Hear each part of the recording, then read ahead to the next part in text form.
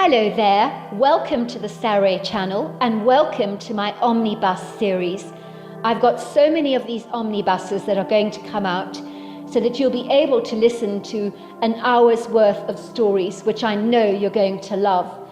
You know, the thing is that telling stories is such a fine art, and it's something that was practiced hundreds of years ago when people didn't have the technology that we have today. And everyone would gather around the fire and listen to a wonderful story. And also, what is so wonderful about a story is that personally, I think it is the best way to go to sleep. Every night when I go to bed, I always listen to stories. And that's something that parents used to do with their children. It's something that they still do with their children. There's nothing better than a good story. And so I hope you're going to enjoy this series. And before we start, I just want to say, do subscribe to my channel because you don't want to miss out on anything. Because I'm in for the long haul and I want to make sure that you get the most stunning stories to go to bed with at night or to listen to when you want to be one of those people sitting beside the fire and listening. Don't forget to subscribe to my channel and let's get started. I hope you're going to enjoy the omnibus. Dear Sarah, and all your lovely listeners, the annoying banging on the front door was persistently loud, very obtrusive. Fern almost jumped out of her skin when she first heard it, for it gave her quite the start. It was dark outside, for goodness sake. Who in their right mind called at this time of the evening? Fern had been sitting comfortably in the lounge on the new sumptuously cosy couch that she had recently purchased from an up-and-coming furniture store in Atlanta, which stocked some of the most comfortable furnishings that she'd ever had the pleasure to lay eyes on. But much like everything that Fern tended to like, it had come with an impossibly hefty price tag that threatened to break the bank. But once Fern had laid eyes on that couch, she couldn't leave the store without buying it. Besides, she persuaded herself, this was a present to herself to celebrate her brand new beginnings at Fairfield House, which was a new chapter in her life, one she hoped in the foreseeable future would include a couple of rambunctious but reasonably well-behaved children running around the place. She was relaxing on her couch, wearing a pair of black leggings and a big oversized sweatshirt that seemed to swallow up her rather slender frame. She was watching an episode of Friends with Jennifer Aniston and Courtney Cox, while enjoying a glass of very good Sauvignon Blanc. She had planned to enjoy a quiet evening by herself, with her cat Julian watching television, and then she would retire to bed early. Someone, whoever they were, that was standing outside the front door, was rudely ruining her peace by their persistent banging of the door and relentless ringing of the bell. Fern's marmalade cat, Julian, was lying across her lap and contentedly stretching out his ginger paws. Julian had been a surprise gift from her husband Larkin, who had picked up the cat at the shelter for his wife as a surprise. I thought he would be a nice comfort for you, to have a furry friend while I'm away working. When you can't cuddle up to me, you've got an agreeable alternative, a good companion. Only one condition on this, though. I don't want you to love the cat more than me. Well, said Fern, giving Larkin a mischievous wink, there's a big possibility that I just might love Julian more than I love you. You never know when you come home. I might insist you sleep in the spare bedroom. You've got big competition here, Larkin. I hope you realize that. Julian is an incredibly handsome cat. Larkin laughed. Don't you dare even think about it, he said, waving a finger at Fern. But there was a mischievous twinkle in his chocolate brown eyes that were always so spirited and full of humour. Just so you know, I especially asked for the laziest, most soppy cat in the entire shelter, and they picked up Julian for me, without any hesitation. This is the one you're looking for, they said to me. Apparently he is soppy, affectionate, and incredibly lazy, and I knew that meant he ticked all the right boxes for you. The shelter says everybody loves Julian. I think they actually had tears in their eyes when I took him away. They were very fond of him, you see. Well, I can see why, said Fern, stroking the affectionate cat. that had been rubbing his ginger coat against her and purring profusely. "Why is he called Julian?" she asked. "I've got no idea," her husband Larkin had said. "But it's kind of a cool name, don't you think? I do think it rather suits him." Julian was looking up at Fern's face with his amber eyes when the banging on the door continued, as if he too felt slightly disquieted by the commotion going on outside the front door, followed by the steady stream of the high-pitched bell going through the house in its screeching sing-song tune. Larkin had recently installed the shrill bell, and Fern was already annoyed with it. I mean, who had a song like this playing in their house when guests called? It rang out a very juvenile, age-old nursery rhyme. Around and around the mulberry bush goes the teddy bear. Only Larkin could have picked a ringtone like this, but he said it was cool because his mother used to sing him that song when he was 2 years old, so it was oddly nostalgic for him.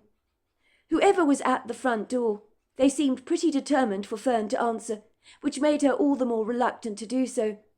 It was 7 o'clock in the evening, which might not be late for many, but it was already pitch black outside, and the moon this evening had gone into early retirement. The stars were bashfully hiding their bright little faces behind a grim, thick, tenebrific curtain of cloud cover, so it was less than an auspicious night. Besides, it was fall, and the nights had got significantly cooler. Granted, there were street lights on in the neighbourhood, but as far as Fern was concerned, no one expected to receive visitors at this unwelcome time, even if many would still consider it early. Fern resolutely believed there were boundaries in life, things you did and did not do when you were a courteous human being, and one of those things was not rocking up on people's front doorstep when the sky had turned black. There were 2 exceptions to those rules, of course: emergencies, people requiring help, or the police calling. The latter thought alarmed Fern somewhat. The last thing she wanted was a call from the police, as when they dropped over to your house, then there was something to worry about, and it was always bad news. Everybody knew that. This evening Fern had really wanted to shut the world out and remain cosily tucked away in her comfortable burrow, but something was sniffing outside the front door, like an insistent cadaver dog, and seemingly determined to get her attention. If it was important, she needed to get the door, she reasoned with herself. This better be good, she mumbled under her breath, letting out a resigned sigh that was so loud that Julian's head jerked up to look at Fern straight in the face, with a pair of almost questioning amber eyes. "Oh, I'm sorry, Julian," said Fern reluctantly, finding herself apologizing to the cat. She pushed Julian off her lap. "I've got to go and answer that door. It might be important." She slipped her small feet into a pair of slippers and reticently made her way to the door. The bell continued to rudely play around and around the mulberry bush over and over again, and worse still, the pounding continued on the door. "All right," she cried out. "I'm coming." Whoever was at the front door, did they know how to exercise any restraint? Fern had recently moved into Fairfield House with her husband Larkin, who was a pilot that regularly flew on international flights all over the world. She only ever got to see him when he wasn't working, so right now he was on the other side of the globe, no doubt either flying through the clouds or booking into some fabulously lavish, luxurious hotel somewhere with other members of his flying crew, while she was stuck here at home alone. Fern had never envisaged marrying a pilot, and there were spouses that could not easily handle their partners being away for so long. Fern was well aware that there was a great risk of infidelity being married to a pilot. You heard of pilots shacking up with air hostesses all the time, but Larkin was not the kind of man that would have his head easily turned by a pretty face. He was devotedly loyal, which was one thing Fern adored about her husband. She knew she could trust him with her life. It was her father that had told Fern that marrying a pilot was probably not a good idea, and she had wholeheartedly agreed with him on that. She certainly didn't want to be stuck at home without Larkin for long periods of time, while she watched her friends happily enjoying the weekends with their other halves. She knew there would be so many times that she returned home to an empty house, with a bowl of cornflakes served with ice-cold milk, or a very bland-looking TV dinner to eat all on her own. "I can't marry you," she had told Larkin once. "You're away from home for far too long. It could never work out between the two of us." "We can make it work," Larkin had insisted. "I love you, Fern. Where there's a will, there's a way. I know being married to a pilot is not easy, but you're the best thing that has ever happened to me, and I'm not going to let you just go." The reality was Fern could not imagine living her life without Larkin, as her heart had doggedly ruled her head. So the couple had decided to get married after all, despite the stats that had been stacked against them. I mean, if the truth be told, you could not choose who you fell in love with, could you? On her wedding day, Fern's own father had discreetly taken his daughter to one side and asked Fern, in no uncertain terms, if she was absolutely sure she knew what she was doing. "You can change your mind, love, you know you can," he said, giving her a nudge on the shoulders. "No one will think any less of you. It's not too late to change your mind." "But, Dad, it's my wedding day," Fern had protested, appalled by her father's suggestion. "Don't you get it, Dad? I love Larkin. We're getting married today. I've thought about this long and hard, and we're going to make our marriage work. I'm hardly going to change my mind after we've organised this huge wedding. Look at all the expense you've gone to with this exclusive venue.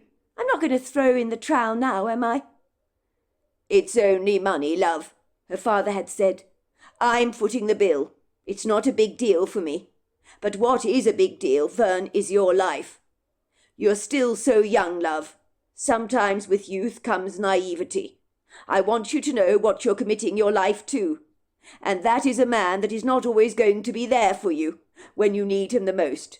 You need to think about that long and hard, love." "What's your problem, Dad? You look so concerned, almost as if I've told you I'm about to move into a convent and take a vow of chastity. Why are you so worried about me marrying Larkin? I love him. Isn't that enough?" "Don't joke about this, love. This is no laughing matter. I'm being deadly serious. In any moment now, you're going to be walking down that red carpet with me at your side. You need to ask yourself this. Is love enough, sweetheart? Because sometimes it's not, you know."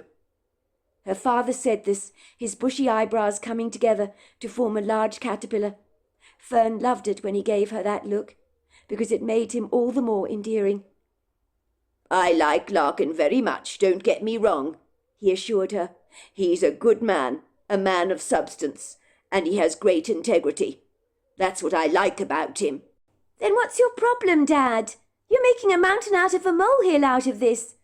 If you don't believe Larkin will cheat on me with some air hostess, why do you look so solemn? This is my wedding day, Dad. You're supposed to be happy, but you look as if you're about to attend my funeral, not my wedding. If Mum saw you now giving me this advice, she'd lose it with you. She's very excited about today, and she loves the fact that I'm marrying a pilot." "Sweetheart, I'm not remotely concerned what your mother thinks or believes. She thinks the sunshine grows out of Larkin's backside. But as your father, I'm entitled to have my misgivings about the man. You are my only daughter. I want nothing more for you than to live a fulfilling and very happy life. While I agree with you that Larkin is the faithful type, that is unlikely to ever run off with an air hostess, I need you to know that it's not what is ailing me, love. The truth is relationships are challenging at the very best of times.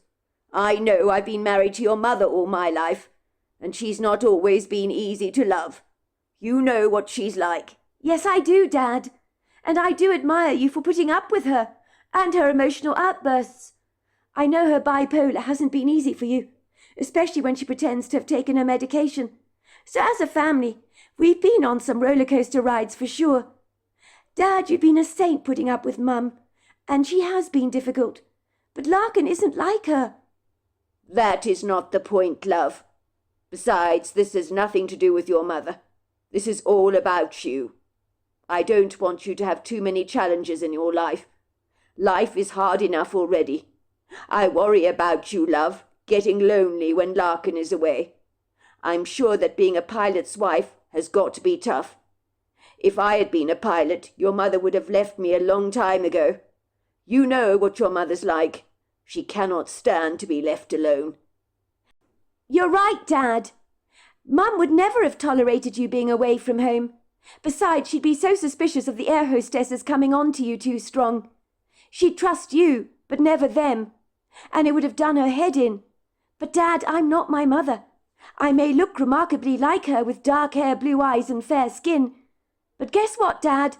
That's where the similarity begins and ends. Love, I know all that, of course I do. But what you need to consider is the very real possibility that you could begin to resent Larkin for never being there when he misses out on your child's first birthday party, or when your toddler takes his first step, or speaks his very first word. What if, God forbid, some kind of calamity strikes, when you really need your husband's support? You need him at your side, to take charge over everything. Larkin may well be on the other side of the world. He can't be at your side at a moment's notice. These things need to be considered, love. Then when he's away, as I keep going over and over again, you could get lonely. I mean, if I was stuck at home without your mother, as infuriating as she can be at times, I would feel utterly miserable. Well, maybe you're right, Dad, but I love Larkin. I can't throw what we have away. Yes, I wish he wasn't a pilot, I really do, but it just can't be helped. It is what it is. Fern's father's salient words flashed across her mind while she rose to her feet from the couch. Being alone in this house with a loud banging at the front door that she felt compelled to answer made her feel extremely vulnerable. How she wished Larkin were at her side. The couple had only moved into the close about 2 months ago, so she was still getting her bearings as you do when you settle down in a new home. There were a few home improvements that she was working on of late, and she was reasonably satisfied with her progress, and was enjoying industriously injecting her creative flair around the house in all kinds of home improvements. The move, of course, had been Larkin's idea. He said he was tired of living in a big bustling city like Atlanta, so living 3 hours away from the main airport was not a big deal for him, from a commuting standpoint, he had assured her. Fern believed Larkin had wanted to move here so that Gemma would feel as if she was living among friends, so she might not feel unduly isolated, as she had done in Atlanta, where she'd not even been on first-name terms with her next-door neighbours. Here in Fairfield Close she had 2 neighbours on either side of her, as the houses in this cosy street were huddled rather close together, like mischievous giggling children in a playground, sharing a whimsical secret together. It would seem most of the houses looked uncannily alike, like children in school uniforms, wearing an array of different pastel shades, but in the same style of dress, of course. Fern did not mind that the houses were built in such close proximity to each other, as the quaint neighbourhood had a village-like vibe to it, so that you could quite literally pop around to your next-door neighbours to borrow a bowl of sugar. Ostensibly the front and back yards in Fairfield Close, although small and contained in the seasonal months of summer and spring, were always an explosion of colours, so it was very clear the people around here were blessed with green fingers. Flowers would unapologetically tumble out of terracotta containers and hanging baskets, and everything would be so aesthetically pleasing to the eye. Fern didn't have the first clue how to grow plants or flowers of any kind, so being surrounded by so many expert gardeners was a tad intimidating for her, to say the very least, but she would do her level best to try and fit in. The great thing about Fairfield Close is you didn't have to walk very far to get to the local town. Sometimes Fern had cycled there on her bicycle and brought home stuff from the local deli, such as delicious salamis and pastrami-style meats, and at the baker's she'd brought French macaroons, Danish pastries and croissants, which she occasionally got to enjoy with Larkin, if he was around. She liked the feeling of being in the countryside, where it wasn't uncommon to see a horse and rider trotting down the street. The rider would always give her a friendly wave, almost as if they were on familiar terms together. Fern liked the open friendliness of the countryside and its people. Better still, she was living close enough to urban conveniences, which is why she and her husband Larkin had been attracted to moving here in the very first place. When they first moved into the house, Fern had been a tad apprehensive about such a dramatic change of scene. Fairfield House was the original house built on the close before the other houses erupted around it, that seemed to almost germinate here overnight, like mushrooms in a meadow, after the summer rains had fallen.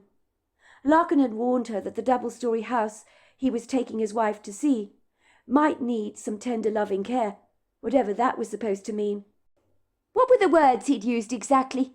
Oh yes, Fern remembered. The house, love. Well, how do I put it delicately? As I was saying, it's perfectly lovely, brimming over with so much potential.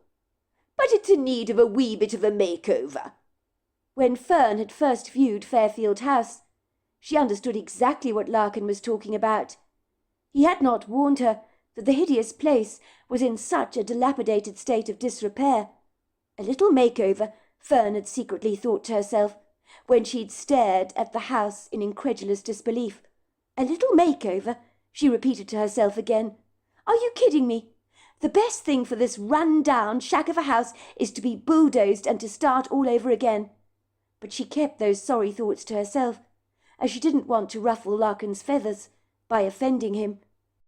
Fern, for the life of her, could not believe that Larkin could be so beguiled by something so unbecoming and sinister-looking as Fairfield House. There was no denying the broad beam on his face that was so large he looked rather like the cat that had got all the cream, and much more besides. What was he seeing in the sorry excuse for a house that she failed to see in any positive or endearing light, she wondered. Larkin looked at his wife and said, Isn't it dreamy, Fern? It is dreamy. We can build our lives here, in this cosy little close. I can just see it, can't you? Our children running around the front yard. Fern did not answer. Her throat had become dry and parched. I don't like it, Larkin, she mumbled under her breath. But Larkin failed to hear her. He was so caught up in his revelry. Fern later learnt that her neglected, forsaken house was initially known by the children in Fairfield Close as the Witch's Lair, and she could perfectly understand why. It seemed like the ideal house for a witch. The bleak, oppressive, ivory-coloured house, with its peeling paint, rust stains all over the walls, burgeoning vines, and twisted gnarled creepers, was covered indiscriminately with dust and cobwebs that looked like they'd been there for years and years. It gave the house an abandoned, very unwelcoming appearance, where you got the profound sense that you would be wise to stay the hell away from the place, as if the house itself was screaming out to you to go away. Fern was sure if she was a child, viewing this ugly house through a child's impressionable, highly suggestible eyes, she would think the house was grotesque and horrible. She would likely believe an evil witch resided here, who cast out vicious spells on those she did not like, to extract her ultimate revenge. The witch probably owned a black cat called Pegasus, and a magic broomstick that she flew every night. She lightly hovered around the houses in the close, to see what children she could turn into toads, and their parents would wonder why their children had all mysteriously vanished into thin air. Fern tried to push those imaginings away from her mind, like the rain from a windscreen wiper. She thought the house was absolutely awful. There was no other way to describe it, even if you were being kind. The place just embodied the sense of rampant decay. The wood in the sash windows was beginning to warp from rising damp. The decaying front door looked like it was rotting at the very bottom and needed replacement. If that wasn't bad enough, the front yard was badly overgrown, and if there'd ever been flowers in this yard, they were long forgotten about, for everything had been viciously and indiscriminately destroyed and taken over by the burgeoning creepers, vines, and ugly weeds with their thorny leaves that were tall and ugly, and seemed intent on spreading their foliage like great big beds of cabbages that left no space for anything else to breathe. So any pretty plants would have long since been suffocated to death. To say it was unsightly would have been kind. Fern had wondered how anyone could put a house on the market in this decrepit, sorry state. Did they really have no shame? When the couple's car had rolled up to the side of the house, Fern had noticed a rusty, bedraggled old for sale sign that was still barely managing to stand up straight. Had been there for a very long time. It almost looked decayed and forlorn, like the house itself. No doubt there had not been a salient person around, eager to purchase this place, until, of course, Larkin came along. Larkin had looked at Fern with a childlike, enthusiastic grin on his face, that rather reminded her of a boy who's just received a train set for Christmas. Larkin always saw the positive in every situation, which made him a good pilot, of course, as in the event of a disastrous catastrophe, he would be the last person to panic. He'd lightly say, "Don't worry, folks. We've lost power in the plane. It's about to crash. But don't worry. Brace yourself for a very safe landing." "So what do you think, Fern?" he asked, reaching out to squeeze his young wife's arm. "I thought you said the place needed a makeover. It needs bulldozing, that's what it needs," said Fern, her lips tightening. "You said it was in disarray, but this place is actually falling apart." "You're overreacting, Fern. The place is not falling apart. I told you I got an independent private surveyor to look over the property. I'm glad to report it's got excellent bones. We can get it fixed up before we move in. You know what the surveyor told me, Fern?" Fern rolled her eyes in the back of her head. "What did he say then, Larkin?" she said sarcastically. "Go on, tell me. Let's guess, shall we? He told you the place is wonderful. You should get your checkbook out at once and invest in this pile of rubble. I wonder, is he getting any commission on this place or not?" Larkin was in such an upbeat mood that he failed to notice the sting in his wife's words and the distinct look of disapproval she wore on her face. "If you must know, love, he said they don't make houses like this anymore, and I wholeheartedly agree with him. He said the foundations are absolutely solid. The surveyor believes this place has oodles of potential, lots of promise. Furthermore, the roof is in perfect condition, which means there is limited damage to the interior of the house. There's a little damp, that's all, but it's easily sorted out. He advised me to snap it up at once. He said all the imperfections you see are superficial. They can be easily fixed." "Does he even know what he's talking about? The surveyor, I mean." "He's a surveyor, love. Of course he knows what he's talking about. It's his job to look at anything that could potentially be a problem. He does not believe this house would require much work. He says it could be fixed up in a couple of months and ready for us to move in at once. So what do you say, love?" "Well, he must be blind. Is he blind by any chance? Because I fail to see any good in this house. I really do." "That's because it's been neglected for so long, love. And that's understandable that you should feel this way. I suspect most people have felt the way you do, which is why nobody has snapped the place up. But just imagine, when everything's fixed up, how charming it will all look." "I'm sorry, Larkin. I don't want to be a killjoy here. I really don't. I can see how enthusiastic you are about this house. But I'm sorry, we're not going to buy this place. It's a hideous dump. I never expected this from you, Larkin. I thought the place would probably need a lick of paint or something benign like that. Just a few nips and tucks here and there. But you under-exaggerated its shoddy condition to me." "Sweetheart, it's going for a song. Look around you at this idyllic village-like setting. All these charming character houses, here in the close. Isn't this kind of a dreamy place? We can bring our children up here one day." "If it was one of these other houses here in the close that we were moving into, I would agree with you, Larkin. But this house is wretchedly horrible. I hate it. I'm sorry, but I don't believe it could ever look nice." "Don't be so defeatist, Fern. Listen to yourself. Give the house a chance, will you? Don't judge a book by its cover. You haven't even looked around it yet. You might be quite surprised by how charming it is on the inside." "And I don't want to look around it either," said Fern, wrapping her arms around her chest tightly, in a rather defensive stance that made her look like a spoilt schoolkid, having a big bad sulk because her father simply refused to buy her a blueberry popsicle. "Try and see the bigger picture, love. Once we've spent some good money on this place and hired some builders, this will look better than all the other houses in the close, and I'll put money on it." "You really believe that, Larkin?" said Fern sarcastically. "I seriously doubt it. I think you're being delusional." "Oh, there she is," said Larkin, pointing to a demure woman who hid her dark eyes behind a pair of tortoiseshell spectacles. She climbed out of her small little Fiat. She was wearing a blue jacket and a matching skirt, with a sensible pair of flat pumps on her feet. She looked like she was in her early 20s. That's the estate agent, Miss Weaver. She showed me around this place last week. A very nice lady she was, too. She was telling me the owner has dropped the price of the house quite substantially, in order to get a quick sale.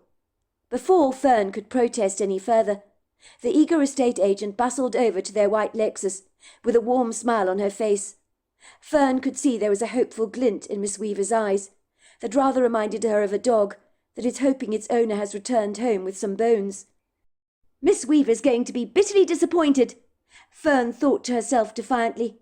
There is no way over my dead body we are buying this dump.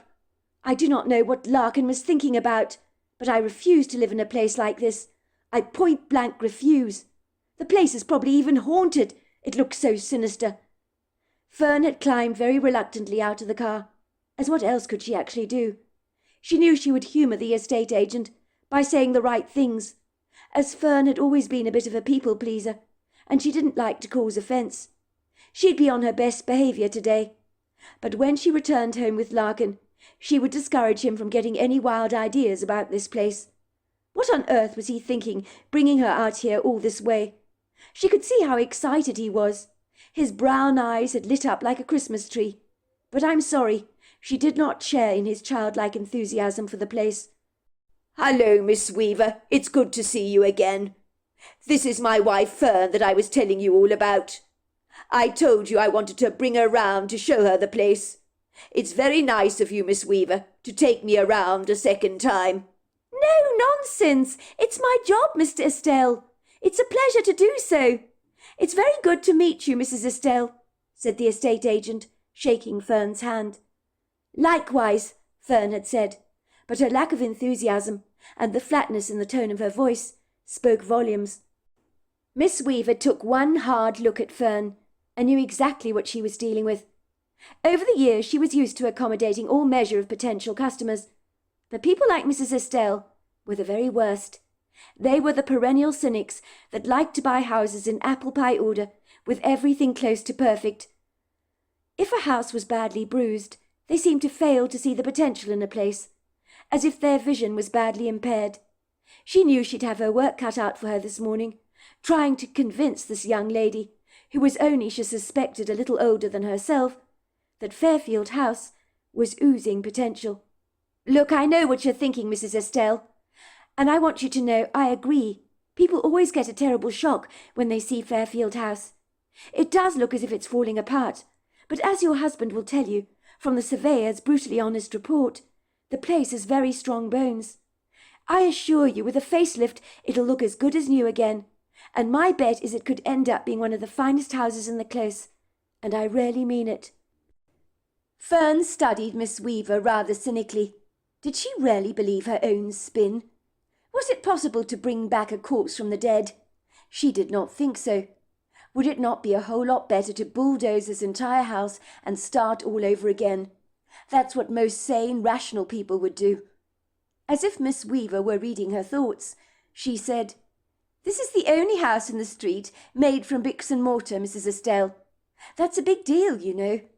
The original owner built this place from scratch himself. It's solidly built. The house boasts many charming features that are not easily to discern due to all the burgeoning creepers that are sprawling across the walls. It rather reminds me when I was a little girl. My father returned from a garage sale with the ugliest porcelain doll I'd ever seen. He gave it to me as a gift for my birthday. You know what I did, Mrs. Estelle? I burst into tears. I was so upset. I couldn't believe my father had brought me such a grotesquely ugly doll. He told me the doll was special and was incredibly old, that it was an antique, and that my mother would fix it up for me and make it beautiful again. I was so grievously upset because I wanted a brand new doll, like all my friends at school. I'm not proud to admit I went to my bedroom and cried and cried.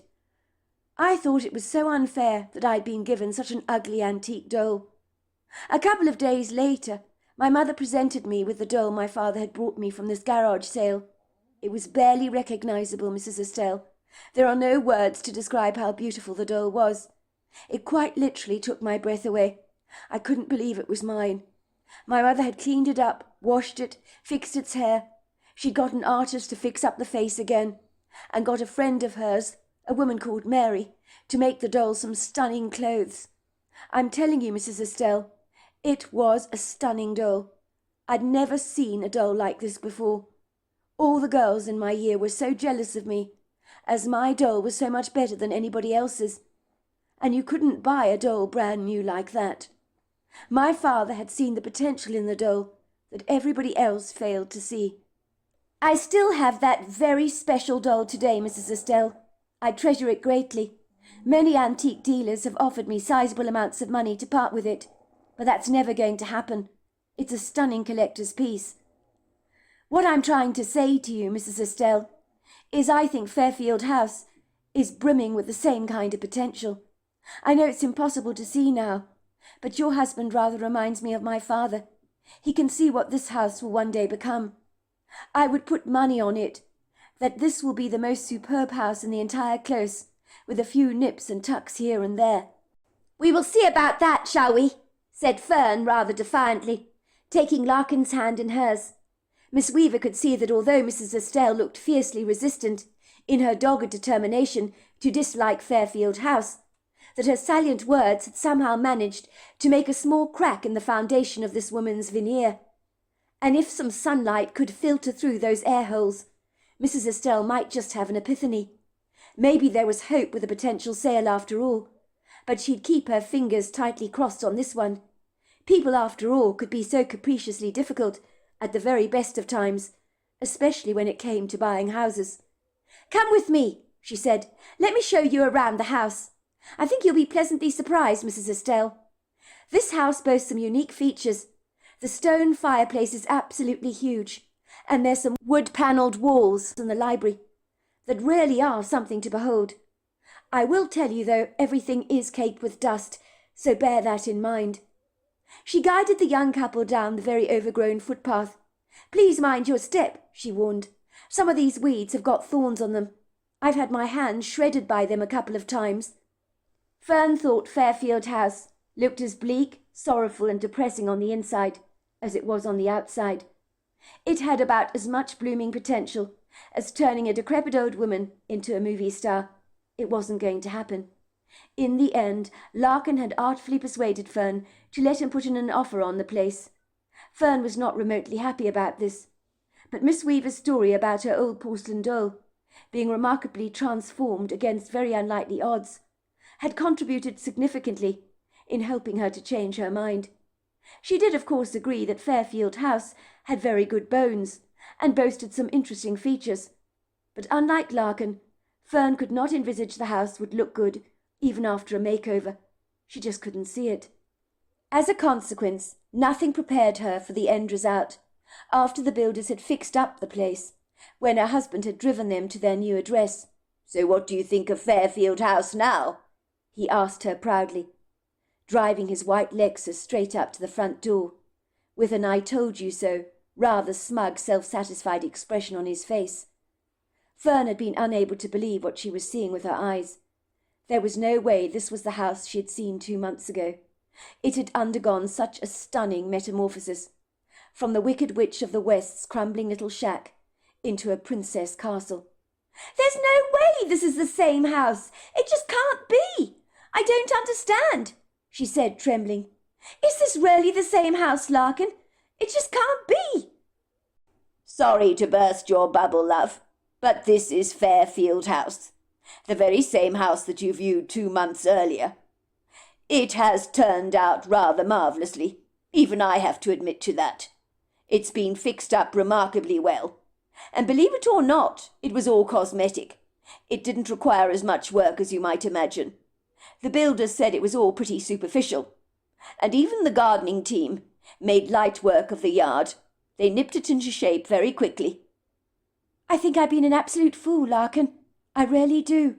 You saw potential in this house, a potential that I failed to see, and now I've got egg all over my face. Miss Weaver was absolutely right. This house is now the most beautiful house in the entire close. A house that stood up proud and tall among the other houses, but it seemed more dignified and elegant, as if the history of the house gave her an edge over the others. It had been painted in a pale mint green colour, with sash windows done in a white trim, and there was a deep plum-coloured front door that rarely worked, while the yard was ablaze with colourful blooms. Fern could see butterflies and bees happily frolicking from one bright colourful flower to the next, and suddenly she felt terribly excited about the promise of what the future held for both Larkin and herself. The backyards of the houses on Fern's side of the street overlooked protected public land that stretched out into sizable woodgroves of tall, lofty trees. So although everybody's backyard was relatively small in size, with the added extension of the woods, it felt as if you were living on a very large golf course. So if you didn't know any better, you might believe the land belonged to the local residents. Fern had got to know her two neighbours on the day she'd moved in, as people in these parts did not hang around when it came to making friends. Fern, who'd lived in Atlanta for many years, was not used to such open, sincere friendliness, as when she walked down the sidewalk of her very uptight neighbourhood, where she'd lived in Atlanta, she'd be lucky if she got a nod from a stranger. Joanne Rayner from next door was the first woman she met when moving in. Joanne was in her 60s and wore bright red spectacles. She had inquiring bird-like eyes that didn't seem to miss a beat.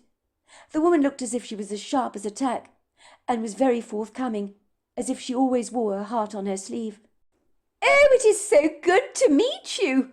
You must be my new neighbour," she said effusively, throwing her arms around Fern affectionately, almost as if she'd known her all her life. "I'm so glad you've finally moved in. You have no idea how good it is to see the place occupied again and restored back to its former glory.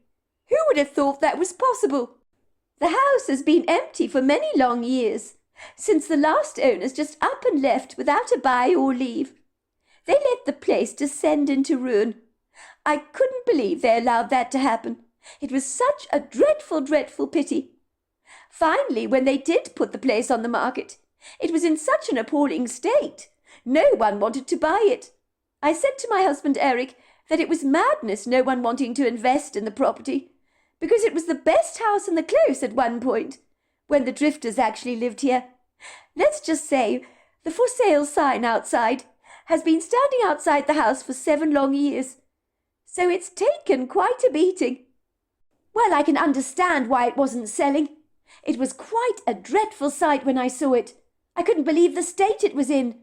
I tried to dissuade my husband from buying it, but he just couldn't help himself." "Well, I like the sound of your husband. He clearly is a visionary. Good on him.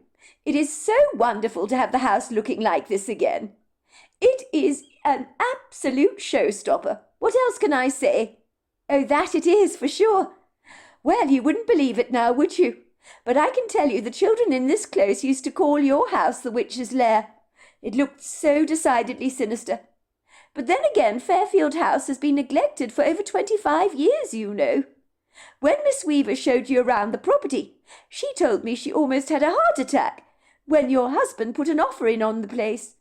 She said she had a party at her office because she couldn't believe Fairfield House had actually sold after all this time. It's the best-looking house in the close now, is it not? I barely recognize the place any more. Oh, sorry, please mind my manners. How awfully rude of me. I haven't even introduced myself yet.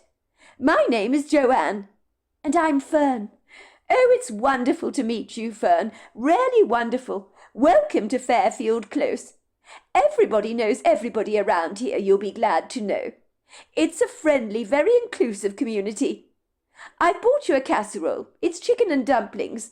I know how difficult it is to cook when you've just moved in, so I hope it will save you from having to do any cooking tonight." "Well, I don't know what to say, Joanne.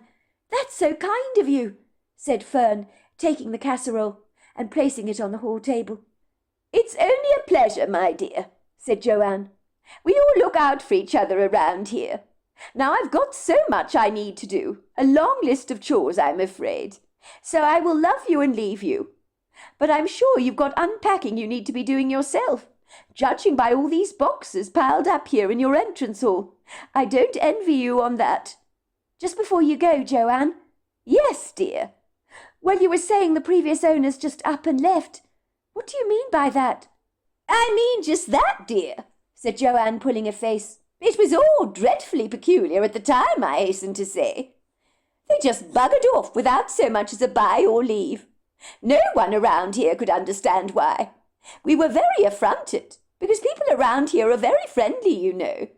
So for the drifters to leave in the rude way they did, without even bothering to say farewell, was very distressing for us. Anyway, maybe they live up to their names.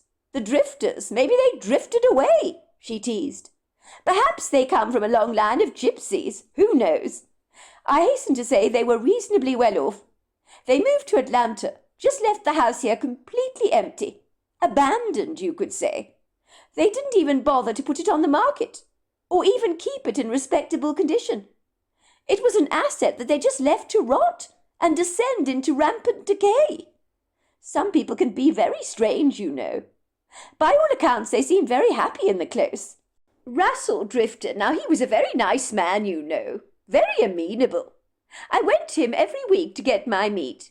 He was an excellent butcher, only the best, always gave me excellent quality cuts of meat. That man loved being a butcher. So him abandoning the butcher shop was also very strange. He just handed over the reins to his partner and disappeared from this town like a bat out of hell. I mean, who abandons their job like that? And their home, to boot? It's not normal behaviour. I gather it was the drifter's older son, Rusty, who I imagine is in his 30s by now, who actually got to put the house on the market about 7 years ago, I believe. He didn't even bother to fix the place up. So was it any wonder that nobody was biting the bait? They got no offers whatsoever, and I wasn't surprised about that at all. We couldn't believe it when the sold sign came up the other day, let me tell you. Well, 2 months ago or so. Everyone in the close was wondering who the new buyer would be. And now look at you. Here you are. Here I am, said Fern. Well, as I was saying, we're delighted to have you on the close, dear. Everyone around here is terribly friendly, and you and your husband will fit in very nicely, I'm most sure. And let's not kid, it's lovely to see Fairfield House looking so good these days. I was quite gobsmacked to see the transformation to the place. I always thought it would be better off being bulldozed, if I'm being perfectly honest. But I now see I was completely wrong about that. Don't worry, Joanne. I felt as you did when I first saw the place. I thought my husband had lost leave of his senses buying it, but he reassured me it had good bones. It turns out he was absolutely right. Well, I'm looking forward to finally meeting your husband. I must get going, love. Do enjoy the casserole. I hope it's to your liking. When you're settled in, feel free to pop around for a coffee any time. Fern thanked Joanne for her kindness and her chicken casserole. And a few minutes later, there was another visitor at her doorstep, an elderly woman who was carrying a steaming apple pie in her very veiny, somewhat arthritic hands, weathered by many age spots. Fern could not help but like the old, very dignified woman at once. She had grey, tousled, rather untamed hair, and gentle, doe-like brown eyes, but there was something so maternal about her, and yet at the same time she was so elegant, with a long swan-like neck and a straight deportment, that made Fern wonder if at one time she might have been a ballet dancer or a model. "Hello, dear. I understand from my other neighbour, Joanne, your name is Fern.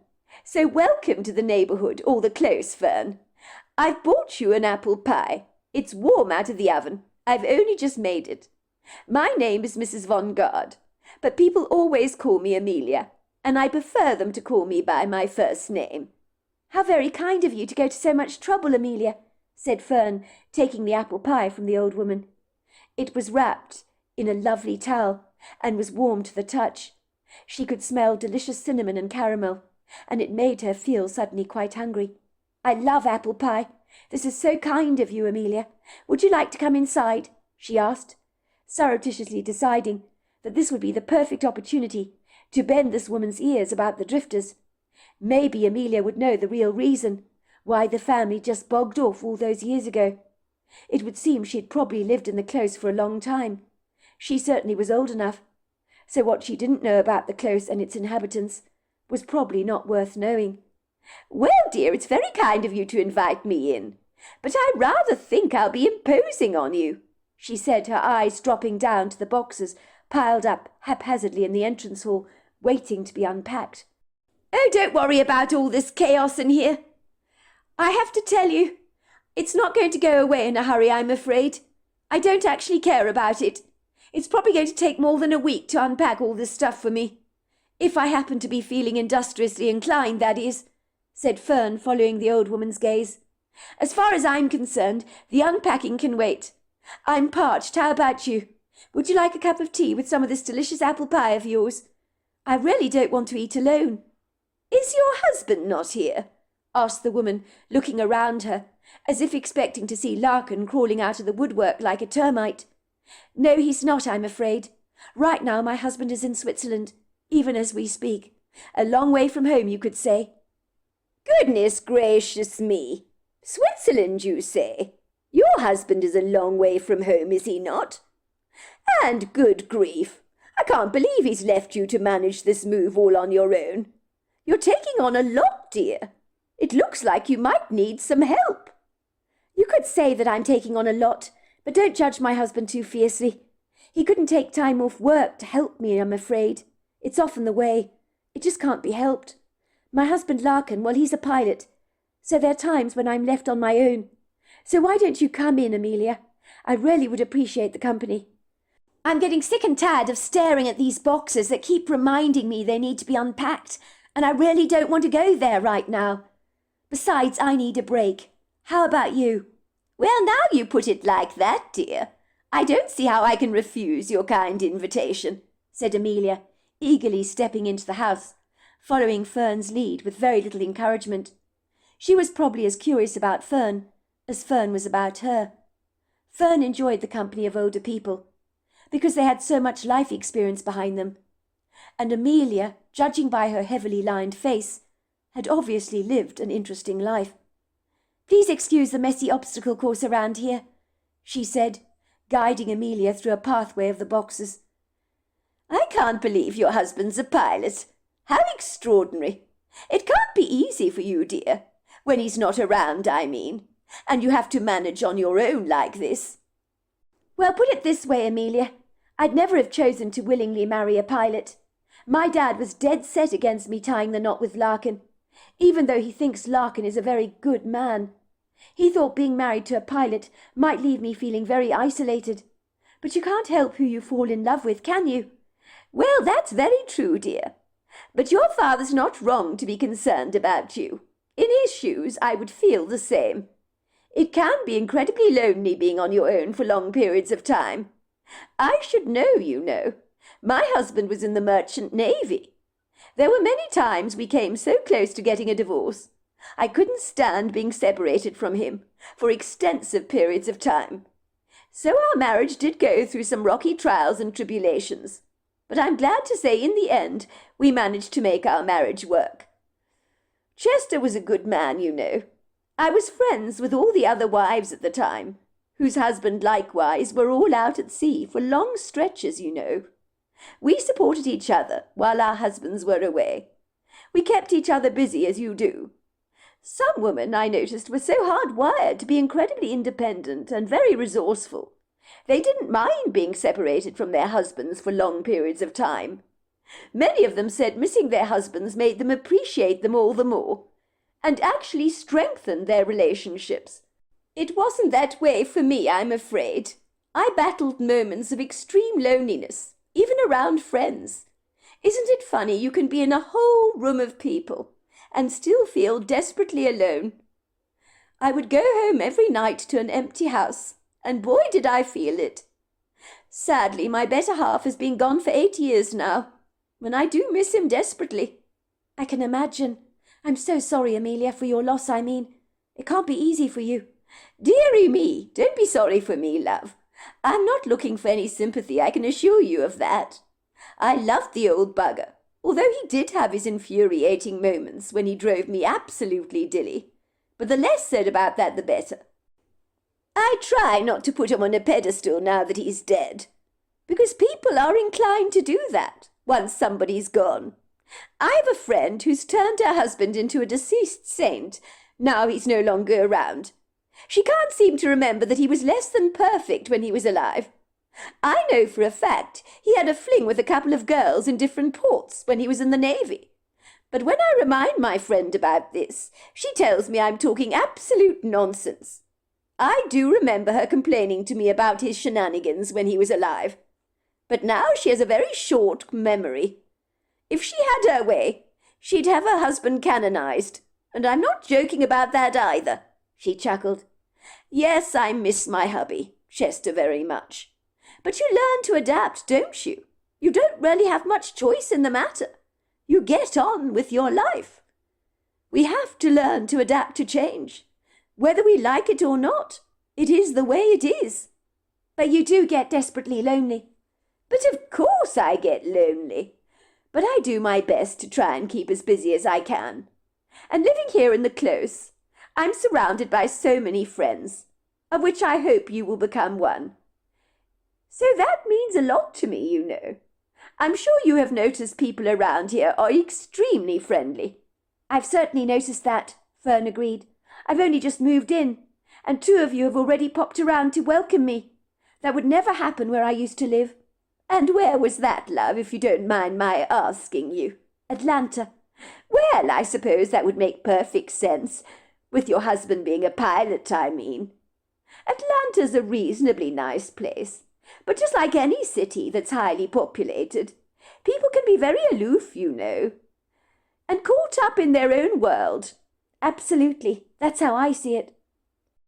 Amelia stepped into the state-of-the-art kitchen, with its cutting-edge sleek cupboards, white quartz countertops, the perfect kitchen island surrounded by several stainless steel bar stools, with comfortable leather seats, which made the kitchen look all the more sophisticated. It might have looked very stark and rather cold, if Fern hadn't added some elegant personal touches to artistically turn the modern kitchen into a warm, cosy environment, with potted plants on the windowsill, a fish tank in the centre of the kitchen, opposite the eating area, that was filled with silver dollar fish that her husband had set up. There were some vintage pieces like a pale green biscuit barrel, green toaster, KitchenAid, green oven gloves, and a bowl of green grapes and limes that gave the kitchen a homely feeling that was warmly welcoming. Goodness gracious me! You've done a lot with this kitchen and you've only just moved in. It's very sophisticated. It's like something out of a cutting-edge designer magazine. I'm in shock at the transformation of this house.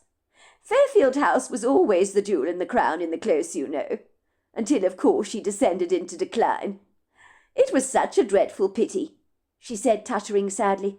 All that wretched business with the drifters. I could never understand it. But then again, to be fair, Ruth Drifter, well, she was quite a difficult woman at the best of times.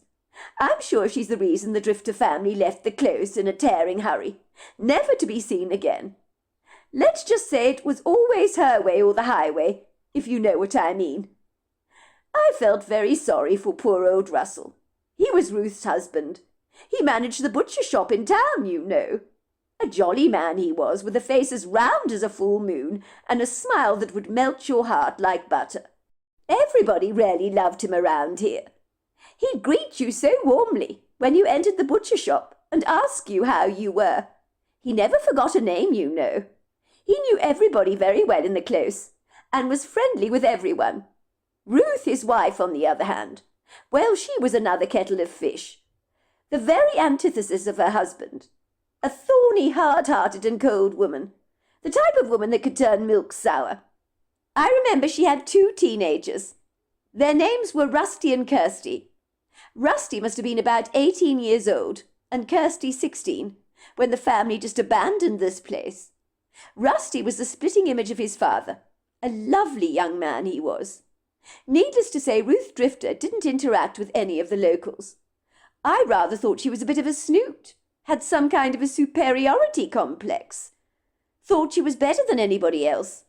Probably because that woman came from lots and lots of money. Her father made his money in oil.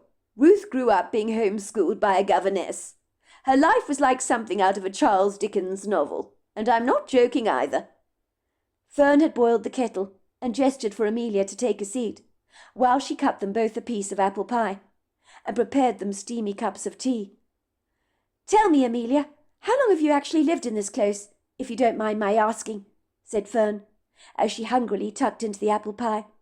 "This is delicious, by the way. I can really taste the cinnamon, and the apple just seems to melt into the mouth."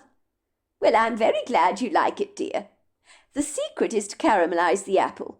It makes all the difference. Let's see, how long have I lived here? Long before you were born, I rather suspect.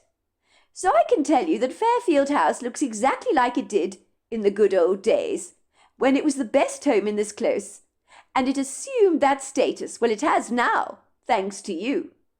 To your diligence and perseverance, so to speak, in getting the whole house restored to its former glory. I must congratulate you on that. Let's just say this house has risen out of the dust, rather like the phoenix from the ashes. Most people around here never believed this place would ever sell. And look at all the cynics who believed the house should be bulldozed. And the kids around here thought it was so formidable they called it the witch's lair. Not any more, for sure." "That's kind of you to say, Amelia. I'm very pleased with how the house has turned out." "Well, never was a truer word spoken, dear. Let's just say Ruth Drifter, when she lived here, everything had to be so-so, absolutely perfect. She was a pedantic woman. In those days she made absolutely sure that Fairfield House was the best-looking house in the entire close. There really were no ends to that woman's vanity and self-importance. She went around the place with a haughty arrogance, as if she thought she was better than everyone. And who says there's no such thing as class in America? The woman was forever telling us that her great-grandfather had been an English baron of some kind. We never heard the end of that. She made it perfectly clear that she came from aristocratic lineage." "How fascinating. So you say the entire Drifter family up and left one day, just like that?" "Well, I don't know, dear, what happened. But from what I gather, they did move to Atlanta. Well, those were the rumors that circulated at the time. What really happened to the Drifter family, I don't really know. And why they fled in the middle of the night, God only knows. If Russell had any sense, I hope he's left that Ruth by now. But somehow I doubt that's happened. That woman will have him under her thumb until the day he dies, I rather suspect. The man didn't have a backbone as far as Ruth was concerned. What is it that they say? A man's greatest weakness is a woman, and a woman's greatest weakness is herself." "Did you get any inkling from the Drifters that they were thinking of moving away? You've got to admit, it's weird. By the sounds of things, they were running away from something. And the question is, what?" "Running away?" said Amelia, repeating Fern's words out loud, as if they were giving her pause for thought. "Now that I come to think of it, running away is a very apt description of what they did. Let's just say, my dear, it came as quite the shock to all of us when they abandoned their house and all their possessions like that. I mean, who just ups and leaves, walks away from their lives? To be fair, they did hire a removal company to pick up their stuff at a later date and sent it to a forward address in Atlanta, which is why it's believed that that is where they now reside. No one could make sense of what they did. Ruth was a rather peculiar woman, to say the very least, so I guess nothing would surprise me when it comes to that one. My late husband Eric could not understand what Russell saw in Ruth. It was a long-standing joke between the two of us. The poor old Russell, we felt he was blind when he married her. I think he genuinely loved her. But whether that woman could love anyone back is highly debatable. There was only one person she was head over heels in love with, and that I rather suspect was herself." "So she wasn't attractive then?" Fern chuckled. "It's funny, I imagined her to be very attractive in my mind's eye, from what I'd been told." "Oh, Ruth was attractive, all right. She knew it. That was part of the problem. Let's just say Ruth was a head-turner. She absolutely loved the way men looked at her, I rather suspect, with their tongues hanging out like a dog drooling over an ice cream cone. She enjoyed the attention she received. Everything about her was perfect, from her neat, trim little figure to her perfectly styled raven-coloured hair, not to mention the way she dressed. She always turned out as if she'd stepped out of a bandbox. She was classy and elegant. Men like that, don't they, in a woman? They might look at women who dress trashy, but a woman with class gets their attention every time. There was rumours that Ruth was cheating on her husband. I wouldn't be surprised if that were the case. People in the close would say, why would such a beautiful woman marry such a short, squat, well-rounded man like Russell, when she could have had the pick of the bunch? But I knew exactly why she married Russell. You do? Of course I do. She married Russell because she could control him, I rather suspect. She knew he would be putty in her hands. Other men would never have put up with a bully like Ruth. They might have been beguiled by her looks in the very beginning. But let me tell you, when they discovered what she was really like, they'd never have hung around for very long. The problem with Russell was he was such a good man. He wouldn't have said boo to a goose when it came to Ruth. I wish he'd learned to stand up for himself around her, but I don't think he ever did. I think despite everything, he genuinely loved her, although God knows why. So you think Ruth made Russell's life miserable? Is that what you're saying? Yes, I do, dear. Of course you don't really know what goes on behind people's doors, do you? You just assume you have an idea of things. And that's what I do. But I think the woman relied on her beauty to navigate her way through life to get exactly what she wanted. But on the inside she was as cold as ice and as hard as nails. Some people around here called her the Ice Queen. Living next door, I'd often hear her raise her voice at Russell, and the things that came out of her mouth were rather demeaning. But Rusty put up with all her shenanigans, like a beaten-down dog. Poor man. What sort of things would you hear Ruth saying to her husband? Oh, I'm really beginning to sound like a gossip, aren't I? I'm probably overreacting, dear. You know, she got upset about things, if they weren't so-so. I think she was a bit of a perfectionist. So I'd hear her saying, you need to clean this up right now, and don't leave your shoes in the hallway for someone else to trip over. Maybe it was all very benign. I don't really know. But it did give me pause for thought. Because if the truth be told, you don't really know what goes on behind closed doors, do you? No, I suppose you don't. So nothing strange happened before they finally up and left that stands out to you, perhaps? You're beginning to sound like a private investigator, love, asking all these curious questions. Why do you want to know all this? The drifters left a long time ago. It's 25 years now. I guess I'm just fascinated about this mystery. Maybe I'm reading too much into this stuff and rather fancy myself as Nancy Drew or something. I mean, you have to admit, it makes absolutely no sense. People abandoning their perfectly lovely home like this. Not to mention Russell Drifter, leaving his job as a butcher. Just up and going in the middle of the night like that. It gives me the distinct impression that they were running away from something. It makes me think that something really bad must have happened here. This house has been on the market for over 25 years. Only now has it been purchased by me and my husband. They didn't sell up the place at once, nor did they maintain this house in any way. That too is profoundly odd. If you have an investment, you watch over it, don't you? Even if your pockets do so happen to be lined with gold. How many rich people do you know that would ignore and abandon a valuable asset like this and just let it descend into ruin and decay? You ask some very good questions, dear, and you raise interesting points. Let me think. Well, now that I come to think about it, there was a day, shortly before the Drifter family did abandon their house, that Ruth incongruously arrived on my front doorstep, and she was as drunk as a skunk. That was a first, let me tell you. Ruth was the kind of woman that kept everything together. I'd never seen her inebriated a day in my life, and I preferred her drunk, because at least I could get to talk to her. Let's just say she'd never bothered to visit me before. But I guess if you're drunk, your inhibitions just float away, don't they? So why did she visit you like this? Fern asked. I don't know the answer to that question, love. I wish I did. She was giggling like mad. She had a bottle of wine in her hands that was almost empty. She was knocking it back like Coca-Cola. She was saying, "Hello, Amelia. It's me. I bet you didn't think I'd visit you like this, did you?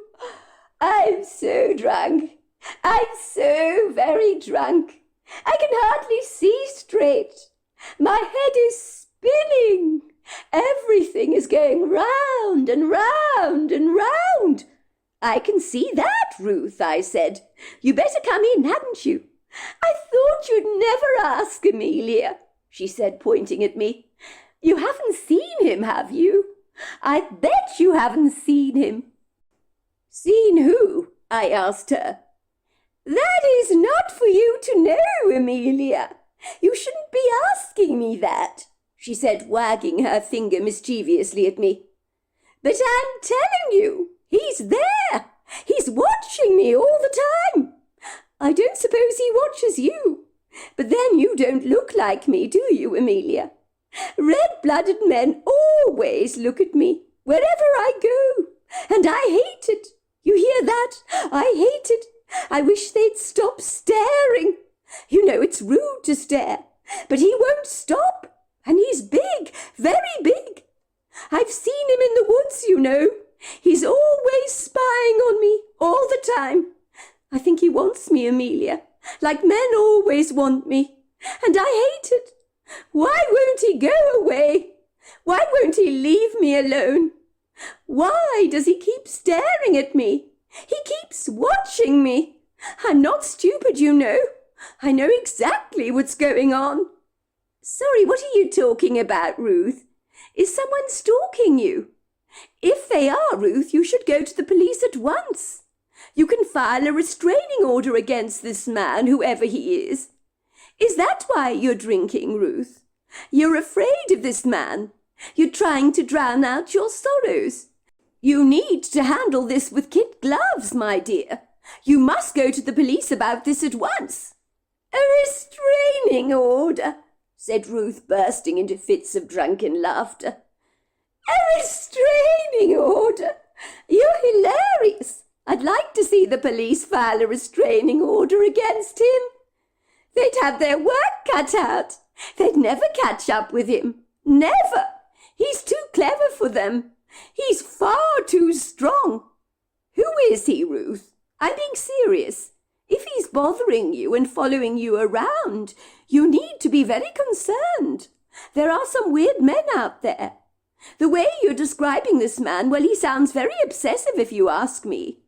Those are the ones you need to worry about.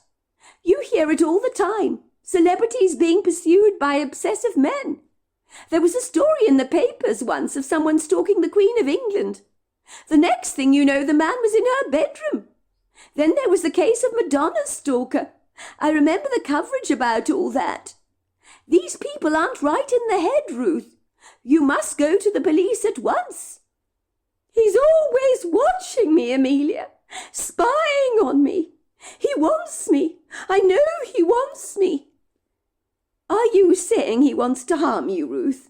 Is that what you're saying? No, he wants me, Amelia. He wants me so he can stare at me all day long. This is very concerning, Ruth. If what you're telling me is true, and it's not the drink talking, you need to do something about this at once. I hope you've spoken to your husband Russell about this, and you're not keeping this all to yourself. I may be drunk, Amelia, but I can still think. I know he's watching me all the time. I can't even walk my dog because he's there, stalking me. I like the exercise, but I'm scared to go into the woods now. I think he might grab me and take me away. I'm afraid of what he might do to me. This is very serious, Ruth. You must speak to Russell about this, I said. Russell doesn't know. He doesn't understand. Russell can't see him. But I know he's there. He's always watching, always waiting. I remember Ruth chuckled, dropped down on my sofa, and then fell fast asleep. I called Russell, Ruth's husband, over to the house, and he came to pick up his wife. He carried Ruth back home in his arms. She was out for the count, you know. He said he'd never known her to drink to excess like this before, but had noticed that recently she'd been rather agitated about something, and kept looking out of the window nervously, as if she was terribly afraid of something. When he asked her what was going on, she'd snap at him and say nothing was wrong. I told him his wife seemed to be worried that some man was stalking her, and that she should take such things very seriously and go to the police at once. But the following day, when I was in the butcher buying my meat from Russell, he assured me that his wife Ruth had told him she'd made the entire thing up to get some kind of reaction out of me. And no, nobody was stalking her. But then a week later, they just abandoned their house.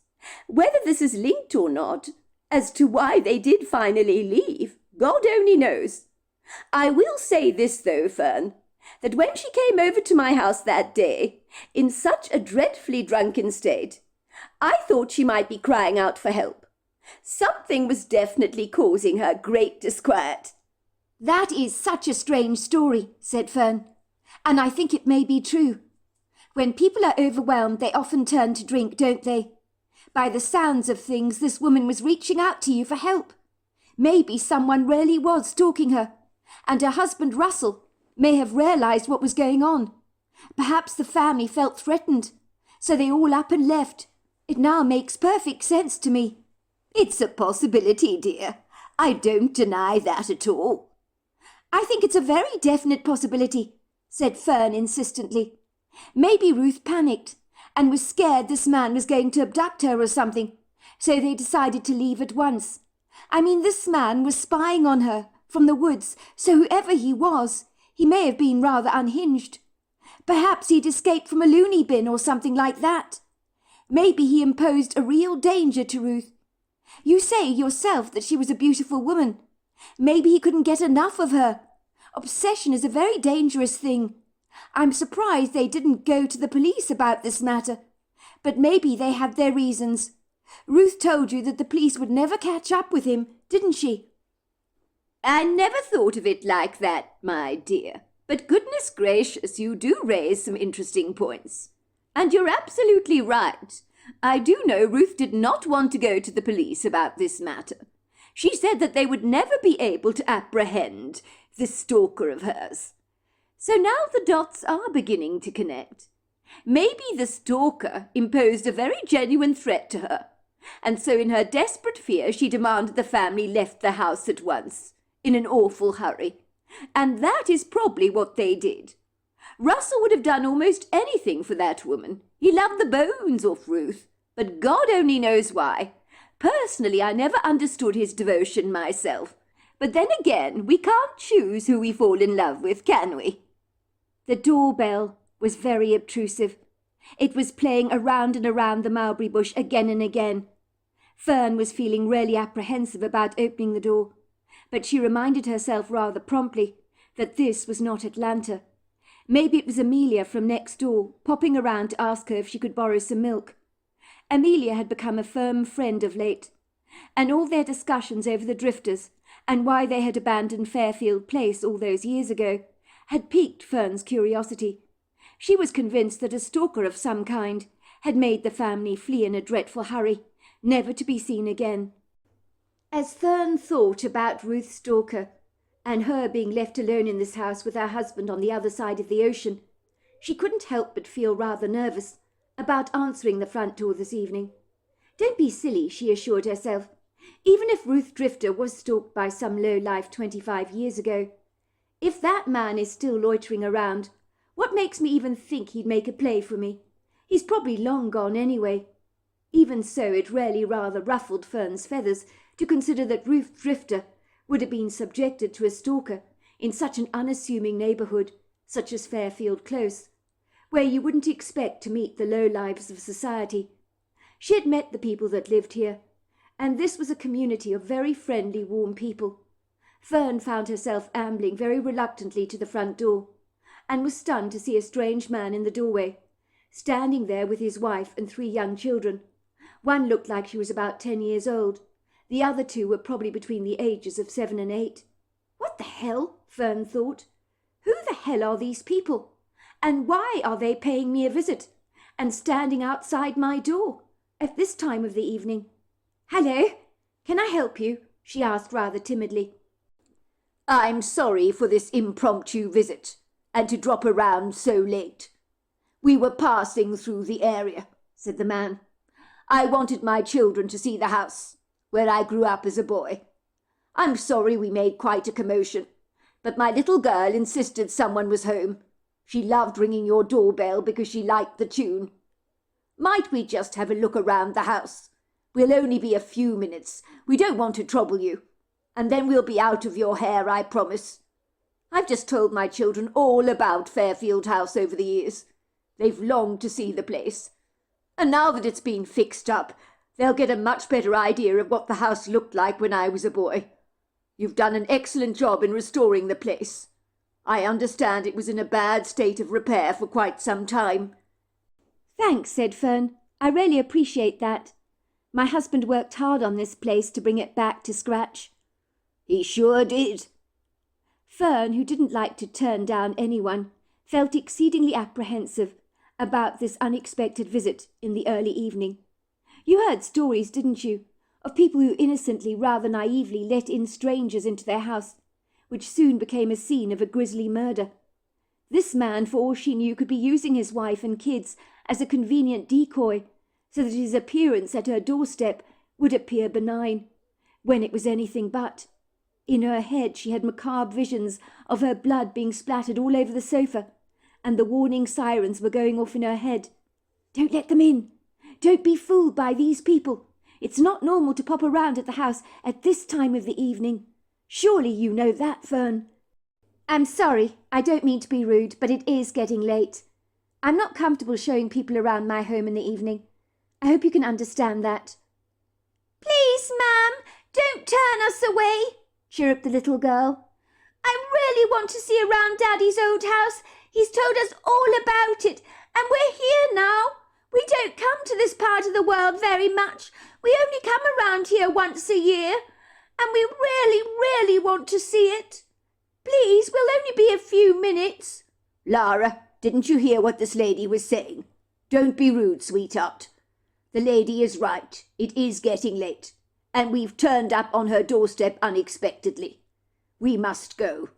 "But I want to see the house," Lara persisted, stamping her feet indignantly and looking decidedly annoyed. "Please, ma'am, please let us see into the house. My dad grew up here. I want to see where his bedroom is." "Don't mind Lara," said the man apologetically. "She always kicks up a fuss when she doesn't get her own way. She takes after my mother in that way. I'm very sorry rocking up like this out of the blue. I hope I didn't cause you undue alarm. I'll be coming through the area next year. Maybe you could show us around then. This is my business card," he said, handing it to Fern. "Now, kids, let's go, shall we? Leave the nice lady alone." Fern could feel the family's bitter disappointment as they rather reluctantly walked back to their SUV. The people looked harmless enough. She saw the man putting a loving arm around the 10-year-old girl's back. She did feel pangs of guilt for turning them away, but it was ridiculous of them to rock up at her house at this time of the evening. She was right to be guarded. She briefly glanced down at the business card that the man had thrust in her hand and read the name Rusty Drifter.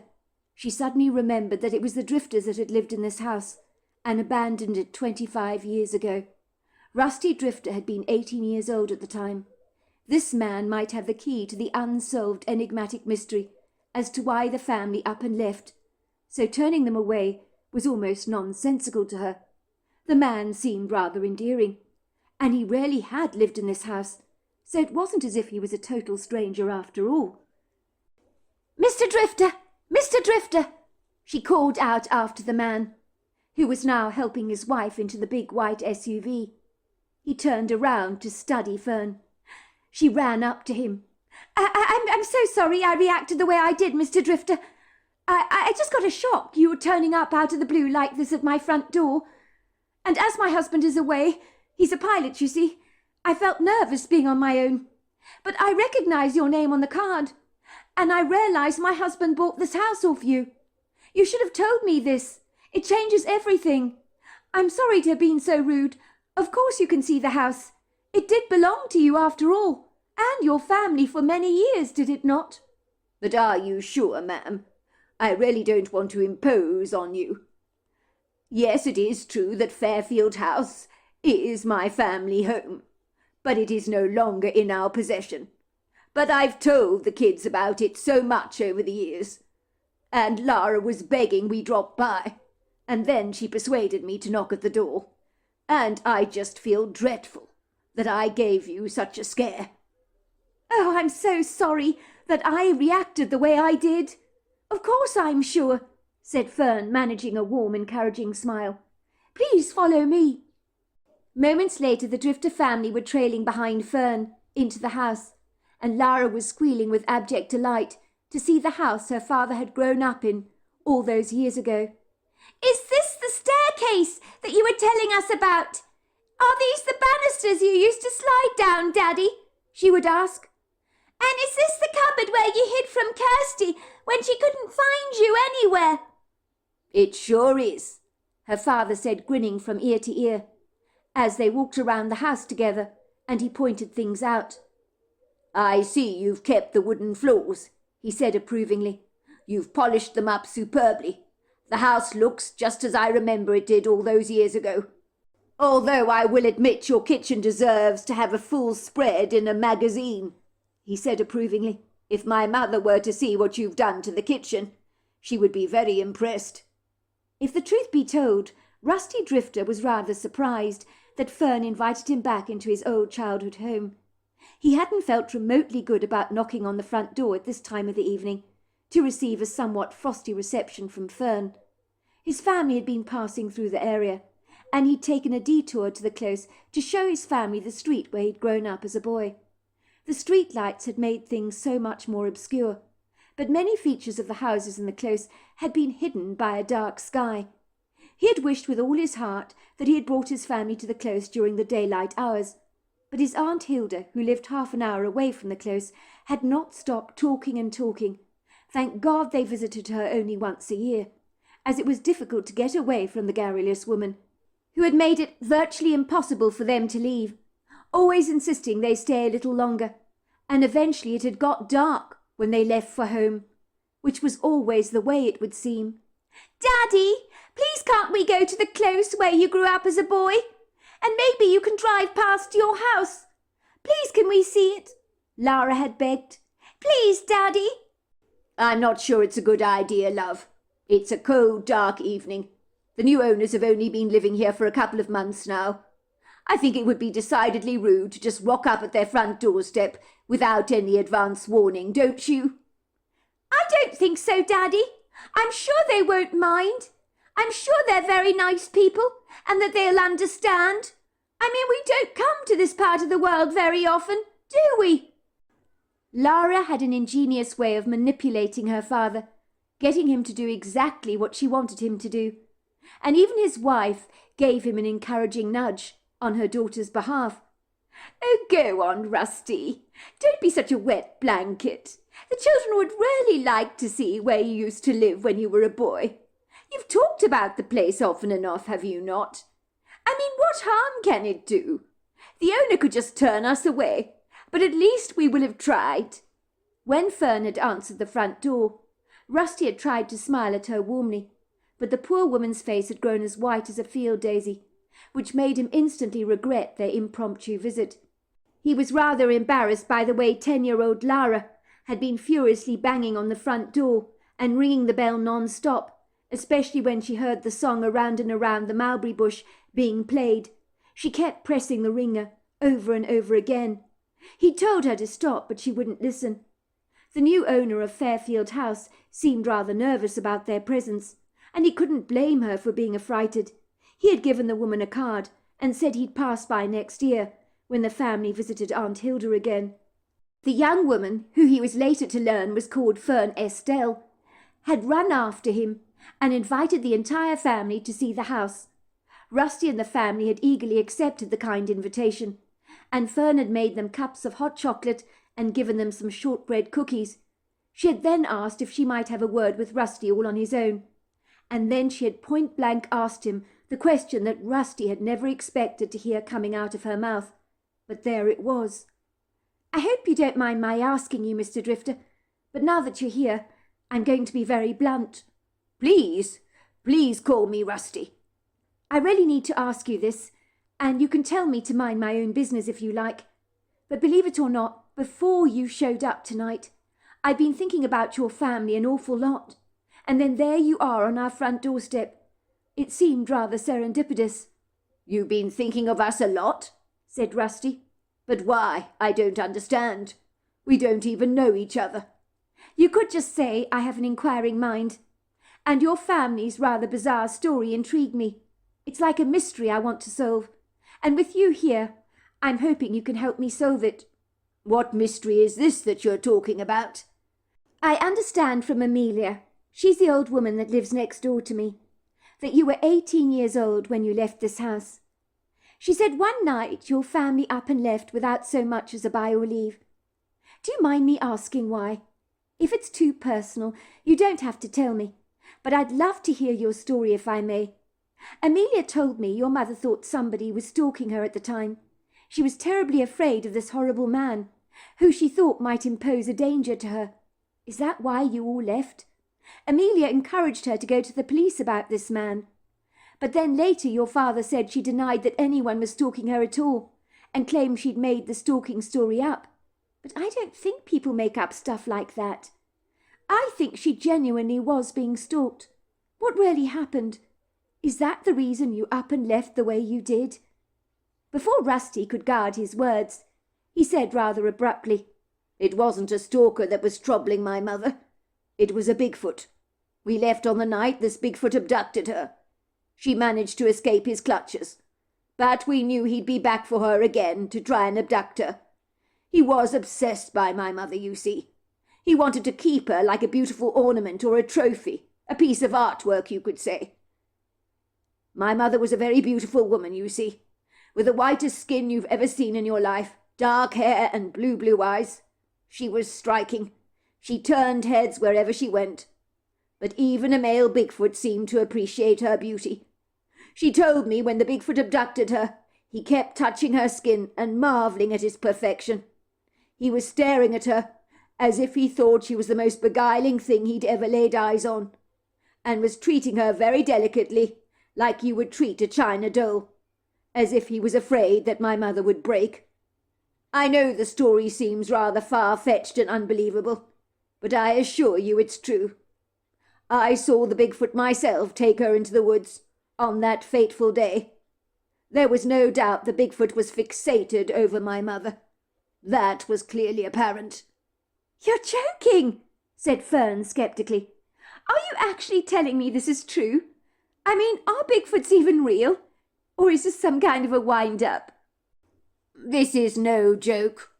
I'm not very good at jokes at the best of times, I have to say. But I appreciate your skepticism. In the beginning, my mother felt very, very afraid of telling anybody about what was irking her. But we noticed she stopped going into the woods for her daily walks, as if she was afraid of something.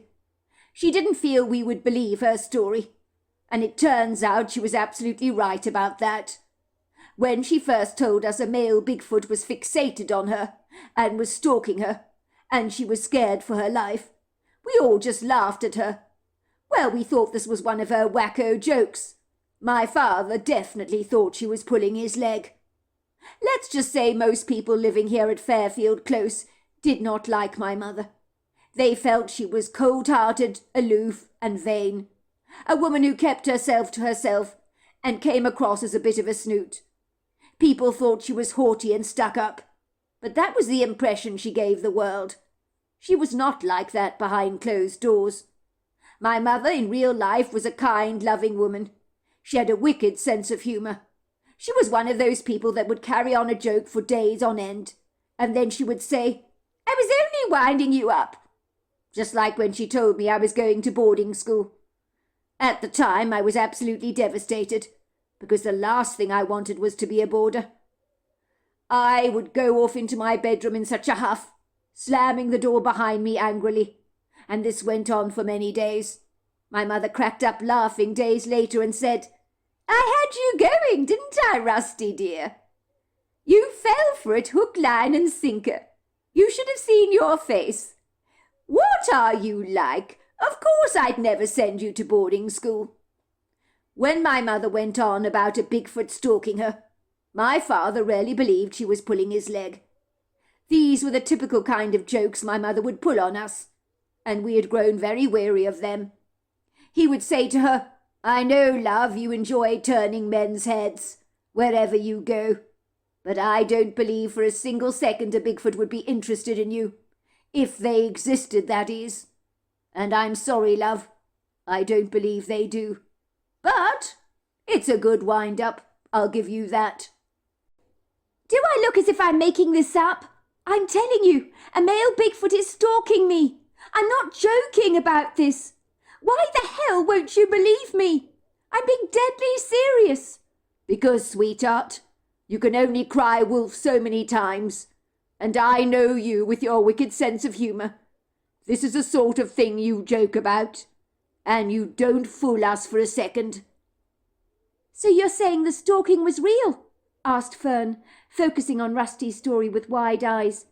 The man who was stalking her was a male Bigfoot. That's what you're saying. Well, that was what she was implying. But I thought, like my father and like Kirsty, my sister, that she was winding us all up. Until one day I saw a huge Bigfoot peering through the kitchen window, obviously to look at my mother. But when he saw me, he hurriedly glided away. I don't think he was best pleased to have seen me. I was in such a shock, I remember saying to myself, "Did I see that? Or did I see that?" I almost doubted myself, I have to say. Goodness gracious me! That must have been scary. Well, it was and it wasn't, because when I first laid eyes on that male Bigfoot, it happened so very quickly, I thought I had imagined it all. But on the day the male Bigfoot abducted my mother, I was in no doubt then as to what was happening. I called my father at the butchery, where he worked, to tell him that my mother had been abducted by a male Bigfoot in the middle of the day. He laughed at me down the phone. "So you are in on the wind-up as well, are you, son? Your mother decided she couldn't pull the wool easily over my eyes with her nonsensical joke, so she asked you to join her in this little game of yours. I'm sorry, son, but I'm not buying any of it. Your mother's pulling my leg again, and this time it ain't going to work. You're good, son. You almost had me going for a second, I'll admit that." Dad, you've got to believe me, I insisted. I'm not making any of this up. This isn't a joke. Mum has been abducted by a male Bigfoot in the broad daylight. My father began to laugh. He said, "You're good, son, I'll give you that. But I'm a busy man. I've got serious stuff to do. If you want to go playing silly games with me, wait until I get home tonight." He then put the phone down on me rather abruptly. I didn't know what to do. My mother had been abducted by a male Bigfoot and taken into the woods, while she'd been in the yard planting some seedlings. At the time, I'd been doing some work at my desk in my bedroom. I had gone into the kitchen because I was thirsty, to get myself a glass of water. I was standing over the kitchen sink, and had turned on the faucet to fill a beer glass with water, which I began to drink. That was when I noticed my mother in the yard, with a huge Herculean-sized figure standing at her side. I remember thinking, "What the hell? Am I seeing right?" What did you see, Rusty? Well, I saw the Bigfoot, didn't I? I watched my mother looking up at him. She was planting a seedling in the ground. The Bigfoot gently took the last seedling from her, would you believe it, and tucked it into the soil for her. Then he simply threw her over his shoulders and began to walk away very fast. I could see my mother kicking and trying to fight back, but the Bigfoot held her down with one powerful arm and just glided into the woods, moving at the speed of light, with such a nimble grace for one so big. The most bizarre thing of all is I don't believe my mother screamed. She told me later that she was too affrighted, that nothing came out of her mouth, but just a whimper. What did the Bigfoot look like? Fern asked. Well, he was huge, wasn't he? Absolutely enormous. My mother looked like a china doll on his shoulders, as if she could break into 100 pieces. If he were to drop her, that is. It's hard to describe his gargantuan size. He was ripped, had massive shoulders, overlong arms, and an incredibly human-looking face. And I imagine he was covered in hair, was he? Fern asked. But of course. The hair was a very dark brown colour, almost black, you could say. My mother said he didn't smell putrid like they say in Bigfoot encounters. She said the smell was woodsy and earthy, and it wasn't unpleasant. So how did you react when you saw this thing? Well, I ran after the Bigfoot, didn't I? With my father's baseball bat. But what good did that do me? I was no match for this Bigfoot, even if I could keep up with him. So that was when I returned home to call my father, to get his immediate help. But he was useless as well. You didn't think to call the police? Are you kidding me? Absolutely not. If my father wouldn't believe my unlikely story, neither would the police. Good grief, what did you do? You must have felt completely hopeless. Your mum was missing, and your account over her disappearance sounded so incredulous, too incredulous to be real. I searched the woodgrove frantically, calling out my mother's name in vain. It was a thankless, fruitless task, I have to say. She was long gone by then. I waited rather impatiently on tenterhooks, you could say, for my sister Kirsty and my father to return home. They did not believe me that a Bigfoot had abducted Mum, even though they could see I was in floods of tears, but that didn't seem to make any difference to them. My dad was not remotely amused by my antics. Actually, he was rather pissed, I think. He knew my mother had complained that a Bigfoot had been stalking her a while back. He didn't believe her claims then, and he wasn't about to believe my claims now, that she'd been abducted by the critter. He believed my mother had recruited me to help her pull his leg, so that she could laugh out loud at his expense, and he'd had enough of being taken for a fool. You're carrying on this charade, are you, son? While your mother is probably having dinner with Tiffany, her girlfriend, while she hopes I fall hook, line and sinker for this ridiculous game of yours. I will sit here and relax in the lounge, make myself a nice drink, while I wait for your mother to return home. This time I'm not going to bite the bait. Your mother has taken me for a mug far too many times to count, and I've had enough of these jokes of hers. They aren't even funny anymore. Word of advice, son, if you want to pull off a more convincing joke, you need to be a little bit less obvious when you go about it. If you said your mother had been abducted by a strange man, I might have believed that. But a Bigfoot, that's a push. It's stretching the imagination far too far, even for me, as gullible as I may be. If you want to make a joke convincing, son, at least try and make it believable, will you? Goodness gracious me, you must have been so frustrated, Rusty. Your mother had really been abducted by a male Bigfoot, and your father and your sister didn't believe a word of it. They thought it was a joke. Well, I was beginning to pull my hair out. I was champing at the bit, because I was so frustrated. I so wanted my sister and father to believe my account. That's the problem when you've cried wolf too many times. My mother was one of those people.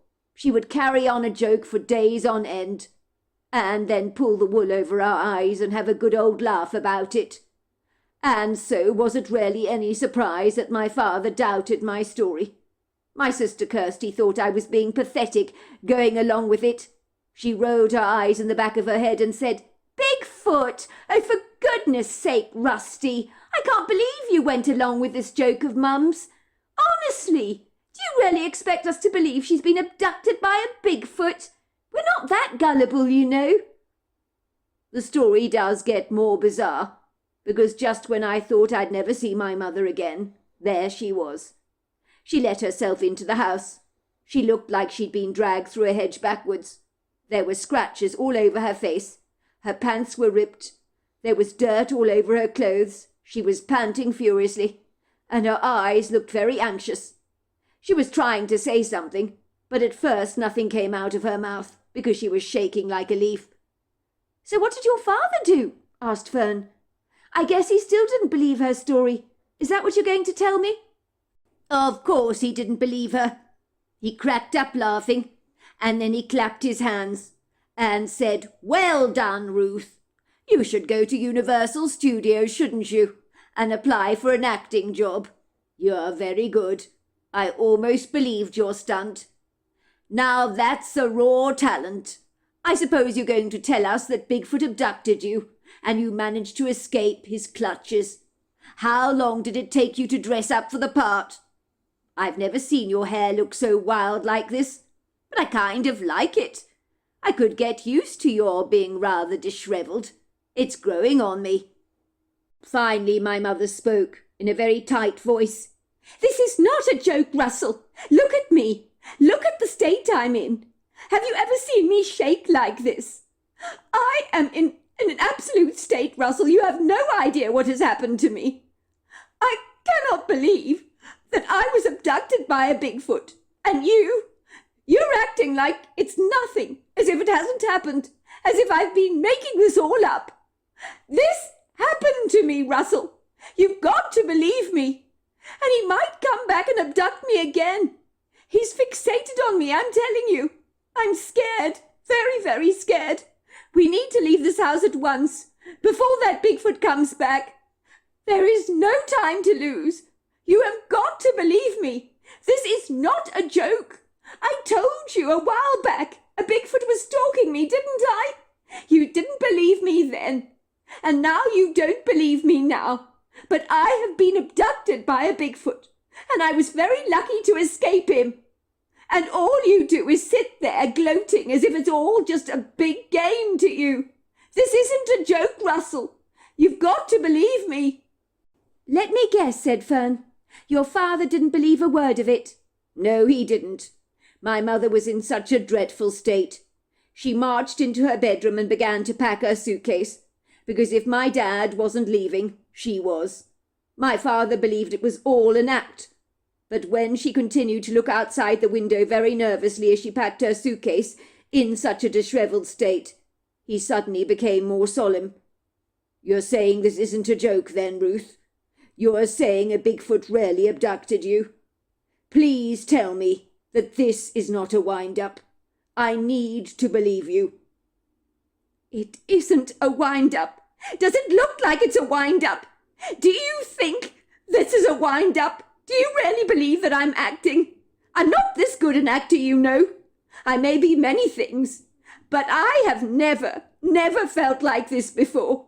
You have no idea, Russell, what I've just been through, and the least you could do is believe me." By the time my father did believe my mother, it was getting dark, and then my father saw the male Bigfoot standing there yards away from the house. He freaked the hell out. We all got out of the back window, headed for the car, and drove away as fast as we could. "So your father was afraid when he saw the Bigfoot, was he? Was he terrified?" He was absolutely petrified, especially as the Bigfoot's eyes were fixed on the house, and that was enough for him, let me tell you. He needed no further persuasion from my mother. We got into our car, drove all the way to Atlanta to stay at his parents' house, and decided to never come back. My mother was a wealthy woman, so we didn't have to look back. But she did send a removal company out here to forward us our stuff and to throw out what we no longer needed. "Did your mother tell you what happened to her when she was abducted by that male Bigfoot, and how she managed to escape him?" asked Fern curiously. "I mean, that must have been a fascinating story." "Of course she told me all about it." "Please tell me all about it. I really want to know. I'm fascinated," Fern pleaded, insisting on making Russell another cup of cocoa and telling the family that they were welcome to stay in the house overnight and leave in the morning.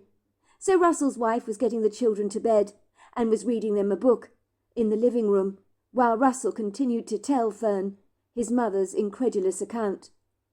My mother, as I was telling you, was not liked very much by the local community when she lived here. People misunderstood her. She was, as I was saying earlier, rather aloof. She didn't get involved with the locals very much. The truth was my mother wanted to make friends, but she didn't know how to go about it. The only time she ever visited anyone was when she was as drunk as a skunk. "Oh, I know all about that," laughed Fern. "Amelia put me well into the picture. Apparently your mother arrived on her doorstep in a drunken state, claiming she was being stalked. At that time, Amelia thought it was a man in the local vicinity who'd been spying on your mother. She was encouraging your mother to go to the police. But all this time, it was a Bigfoot that had been stalking your mum." "So you know the story then?" "My mother was probably the way she was because she'd been homeschooled. She'd grown up with a governess, you see, who attended to her every need, so she never interacted with the local kids, which was desperately sad.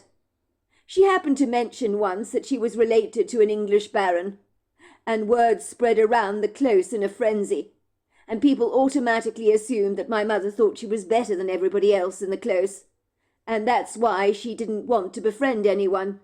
The reality is my mother was actually desperately shy, so she was socially quite awkward. People would say she married my father because she could control him, but that was not true either.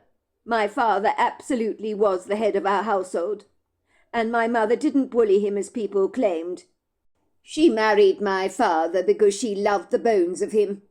Then there were people who claimed my mother was incredibly vain because men were drawn to her, rather like bees around a honeypot. But she hated all the attention she got from men. It made her feel distinctly uncomfortable. My mother kept herself to herself, and she managed a perfect house. She was rather OCD, you could say, making sure everything in the house was squeaky clean and perfect. The only thing that really bothered her, her biggest pet hate, was if we left our bathroom towels lying across the floor, or didn't put our shoes away in our cupboard. Stuff like that. My mother was extremely house-proud, I'll give her that. So she could sometimes nag us a little. She also believed in keeping fit every single day. So she'd climb under the wooden pole fencing in the backyard and take a shortcut through the woods. She liked being very close to nature, you see. She found taking a casual stroll through the trees helped her to relax, and it kept her in good shape. When she began her walks, she would sometimes feel that she was being watched, and that feeling persisted for many years, until she got used to it and began to pay the feeling very little attention.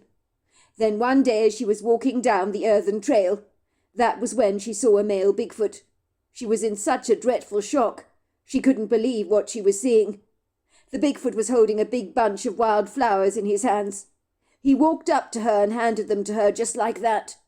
My mother was absolutely terrified, as the Bigfoot was so enormously big. But he seemed rather bashful and glided away. But she got the profound sense he was watching her, to see how she reacted to the wild flowers he had given her. So she took them home. She said the way the male Bigfoot looked at her was not sexual, but adoringly, as if he really liked her.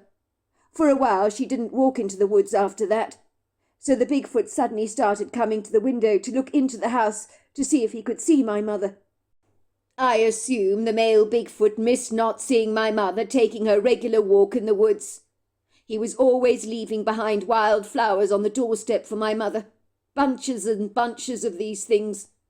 My mother adored wild flowers. I guess the Bigfoot knew this. He must have seen her picking them in the fields. My mother would bring them into the house, even if they barely lasted a day. One day my mother was in the yard, innocently planting some pretty summer seedlings. I know I've told you this part of the story before, but it makes things flow more smoother if I repeat them. She was on her last seedling, which she was about to plant in the ground, when she sensed a presence. She looked up to see the male Bigfoot standing there. She didn't scream, of course. She froze to the spot. The Bigfoot took the seedling from her hand and placed it neatly into the ground, and then he threw her over his shoulders and was gone. My mother said she tried to scream, but she just could not. The Bigfoot ran with her for what seemed like a long time. He went up this hilly elevation, and before she knew it, she found herself being put down in a cave. The cave was covered with a curtain of thick shrubbery, because you couldn't see it. It was so well hidden. My mother said not in a million trillion years would anybody know that cave was there. It took my mother a while to adjust to the dimming light of the cave. She said the floor was covered with animal skins, and there were beds made up of sticks and layers of moss. She said it was rather cosy. Your poor mum. She must have been terrified out of her wits. She was, but she said the male Bigfoot, when he put her down on the ground and encouraged her to sit down, would just stare at her as if she was the most beautiful thing he'd ever beheld. He even came up to her to touch her skin, and he'd go, "Ah," as if he thought she was so lovely. My mother said he told her in his head that she was very beautiful, and he was never going to hurt her. He'd look after her and make her very happy. He was not interested in her sexually, she knew that, but he wanted to keep her as something he could admire. My mother told the male Bigfoot in her head that she wanted to go home, but the male Bigfoot seemed to pretend not to know what she was saying. He finally turned around and said to her in her head, "This is your new home. I'll make you very happy here." My mother tried to not look at the Bigfoot when she was figuring how she'd escape him, as she knew unequivocally the creature could read her mind. He presented her with some berries and some pieces of squirrel that my mother said smelt repugnantly rank. But she took nothing from the male Bigfoot, so he seemed grievously upset by this. Then his eyes suddenly brightened, as if he had a great idea. He told her in her head that he was going to get her some wild flowers to make her happy. So that's what he did. He left the cave and scurried away, and was gone for quite a while, leaving my mother to fend for herself all alone. But she knew she was not nimble enough to escape this cave, otherwise she'd have done so in a heartbeat. My mother peered out of the cave and realized it was so high up in the steep rock face that if she attempted climbing down these rocks, she could potentially do herself some serious harm and even fall to her death. She was considering all this when another Bigfoot entered the cave. It was a female Bigfoot. She was carrying a couple of dead squirrels in her hands. She stopped dead in her tracks when she saw my mother. She couldn't believe what she was seeing. "So you think that this was the male Bigfoot's partner?" asked Fern. "Oh, there's no doubt about that. They were obviously a couple, although my mother never saw any children. My mother said she felt such relief to see the female Bigfoot. She knew that the creature would help her. She actually didn't feel any fear, even though the female Bigfoot was incredibly imposing. The female Bigfoot had very warm, treacle-coloured eyes that seemed very kind. She shook her head in bewilderment when she saw my mother, and spoke to my mother telepathically. "It's you! I can't believe it! What are you doing here in our cave?" "Don't tell me. I know the answer to that question already. Elkin brought you here, didn't he? I warned him about you, not to get any ideas about you in his head. But he wouldn't listen, would he? You mustn't be afraid of Elkin. He'd never hurt you. He's harmless. He just wants to look at you, like he does with all the pretty things he collects."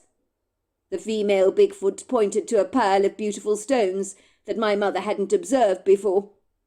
And she told her that the stones all belonged to Elkin. "Please, can you help me?" my mother asked the female Bigfoot in her head. The communication was all telepathic. "He's coming back soon. I know he is. He's going to pick me some wildflowers in the meadow. And I know he wants to keep me. I think he's fixated on me, like he is with those stones over there. But I'm not a possession. I'm a mother. I have children and a husband to take care of. I can't possibly stay here." "Of course you can't stay here. That would be completely impractical. Elkin may love beautiful things. That's why he brought you here. It's your fair skin that's done it, I'm afraid. The whiter the skin, the more beautiful you are in Elkin's eyes.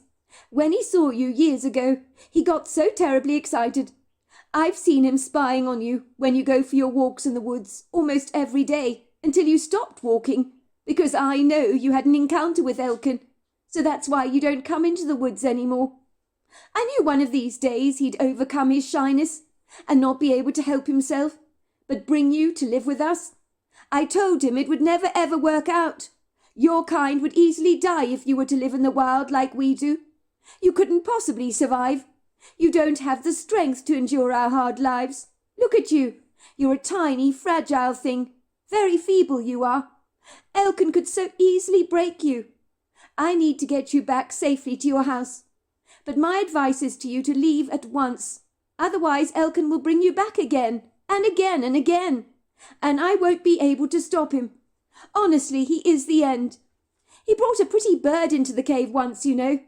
But no, it wasn't to eat as you might expect. It was to watch all day long, because it was so beautiful, with magnificent feathers, and such a pretty bird song. And Elkin was fascinated by it. I let the poor little bird fly away. We never ate it because it had suffered enough as far as I was concerned. It was glad to escape. But that's Elkin for you. He collects pretty things from stones to feathers. And now it's you. I always knew he'd bring you here one day. And it seems I wasn't wrong about that. My mother said the female Bigfoot told her there was no time to lose, as Elkin would be back.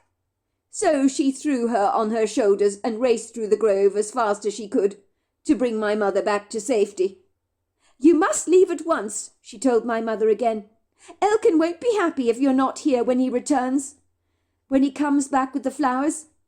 But I'm going to let him believe you managed to escape. He'll be mad at me if he knows I helped you. So I shan't be telling him how you got out.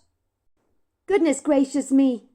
When your mother returned home, she was greeted to Russell and Kirsty, who both refused to believe her story, after she'd been through such a harrowing ordeal.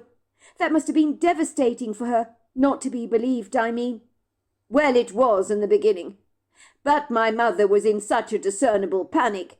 She kept saying, "The Bigfoot wants to keep me like a doe. He's coming back after me, I know he is. We need to leave at once." My father kept saying, "This joke has gone on for long enough, love. Why don't you quit while you're ahead? Because it's beginning to irk me. Honestly, some of these jokes of yours, they go far too far. They're not funny anymore." "I'm not trying to be funny. I wish you'd believe me. Mum, quit the games you're playing with us. Granted, you acted out your part very well, and congratulations for that.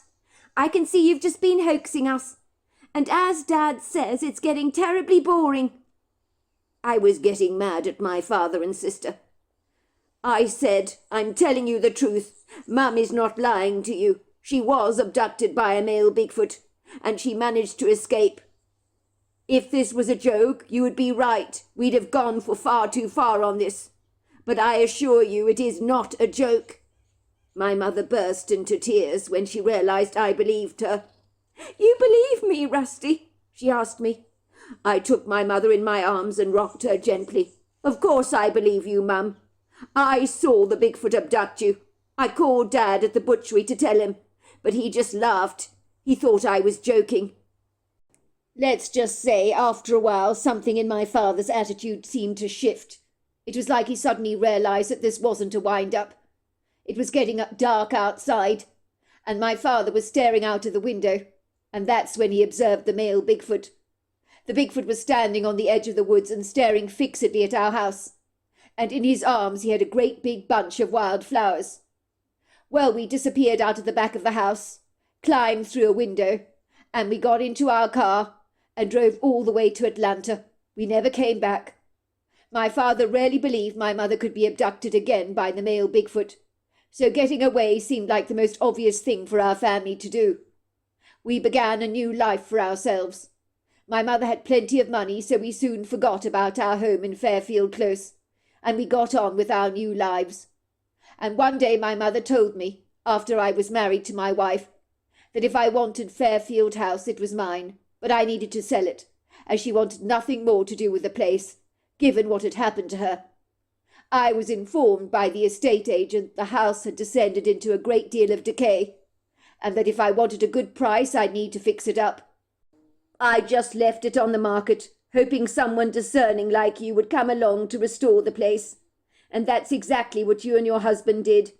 So now you know exactly why we up and left all those years ago." "Now I know, and it's a fascinating story. Thank you for confiding in me, Rusty." "It's a pleasure." 2 years later. Fern had long since forgotten about the evening when she had met the Drifter family, who had stayed overnight at her home, and who had told her the real reason why the family up and left all those years ago. It had been an extraordinary story, one that she knew she'd never forget. Fern had never believed in Bigfoots before, but after she had listened to Rusty's account, she was in no doubt that the story was unequivocally true. What reason would Rusty have to make up something like this? And it certainly explained why they up and left their home all those years ago. Rusty had shown Fern a photograph of his mother Ruth, and she had been very impressed by how white Ruth's skin was. The only other person she knew with skin as white as that was her mother's. "My mother's got beautiful skin like Ruth has," she told Rusty. "Good job my mother's not walking around those woods," she joked lightly. "I don't think I shall have any problems with a male Bigfoot. My skin is not pale. I take after my father in that way. I should be thankful for small mercies." "I doubt the Bigfoot's still around," said Rusty. "I'm quite sure they must move around." "But you don't know that for sure," Fern had said. "True," Rusty acknowledged. "But I just have a feeling. After all, you don't know how long they live, do you? I'm sure life must be hard for them, out in the wild, exposed to the perils of the natural world. Besides, I'm certain they must follow water and food sources." "That's probably true," Fern agreed, "but I'm sure they still have their favourite haunts that they return to from time to time." The truth was, Fern knew many of the locals in the area went for regular walks in the woodgrove, and everyone she'd asked told her the walking in the woods was magical. No one ever mentioned the feeling of being watched or anything like that. As a consequence, Fern decided to take regular walks in the woods, only because her husband Larkin had decided that having a cat was not enough. "We should get a couple of puppies," he told her. One day he returned home with 2 English bulldog puppies, and Fern was completely besotted over the dogs, even though they slobbered around the place and snored. But the couple found the dogs highly entertaining. The bulldogs were both female. Fern chose to call them Popsicle and Delilah. Things were going swimmingly for the young couple, who had settled into the close seamlessly and made an abundance of new friends. So Fern never felt alone when her husband was away working. She had developed a close relationship with Amelia next door, but had decided not to tell her good friend the real reason why the drifters had left Fairfield House all those years ago in such a terrible rush. Some things were not worth confiding in, and that story was so incredulous it would be hard to believe it was true. Fern never experienced the feeling of being watched when she regularly took Popsicle and Delilah for their walks, and before long she'd forgotten all about the strange abduction of Ruth Drifter and the male Bigfoot, who was in awe of the fair-skinned beauty. It was on a casual, carefree Friday morning, when Fern was vigorously wiping down the white quartz countertops in her magnificent kitchen, as the warm sunshine magnanimously trickled through the windows. She heard the sound of a car engine purring, and glanced briefly out of the window, only to see her mother's bright pink Range Rover coming to an abrupt halt outside her front door. Fern was not used to her mother arriving at her house like this unannounced.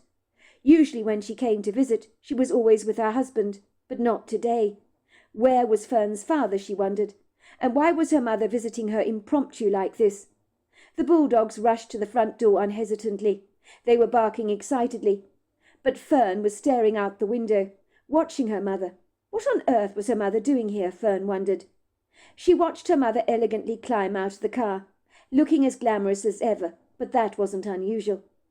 But to Fern's horror, she went over to the trunk and pulled out a bright pink suitcase, and Fern knew what that meant. Her mother was intending to come to stay here for a few days. But why? Fern's mother was wearing a stylish pair of white chinos, a golden belt, and a pale pink cashmere cardigan, with a little necklace of pearls around her neck. Fern's next-door neighbour, Amelia, when she first laid eyes on Fern's mother, had told her that Fern's mother bore an uncanny, striking resemblance to Ruth Drifter. "Your mother, Fern, dear, could be the doppelganger for Ruth Drifter, you know. She's got the same perfect peachy porcelain skin and locks of long dark hair, along with those contrasting piercing blue eyes. She's a very striking woman, your mother, just like Ruth Drifter was. Indeed, they could have both been sisters, you know." Everyone had commented tirelessly about Fern's mother growing up, about what a stunningly beautiful woman she was. But Fern's mother hated being so fair, and complained that she could never get a tan. No one realised what a difficult woman Robin was. And Fern would always think, if only you knew what my mother is like to live with, then you wouldn't think she was so beguiling. Fern never looked on her mother through other people's eyes, but on this unassuming morning, Fern was struck by how lovely her mother looked. For a woman in her late 40s, she looked exceptionally good. But then she'd always taken very good care of herself. She went to Calinetics regularly, and took regular walks around the neighbourhood where she lived, to keep fit, and sometimes she danced around her house to 80s music, and was careful never to overindulge in naughty food.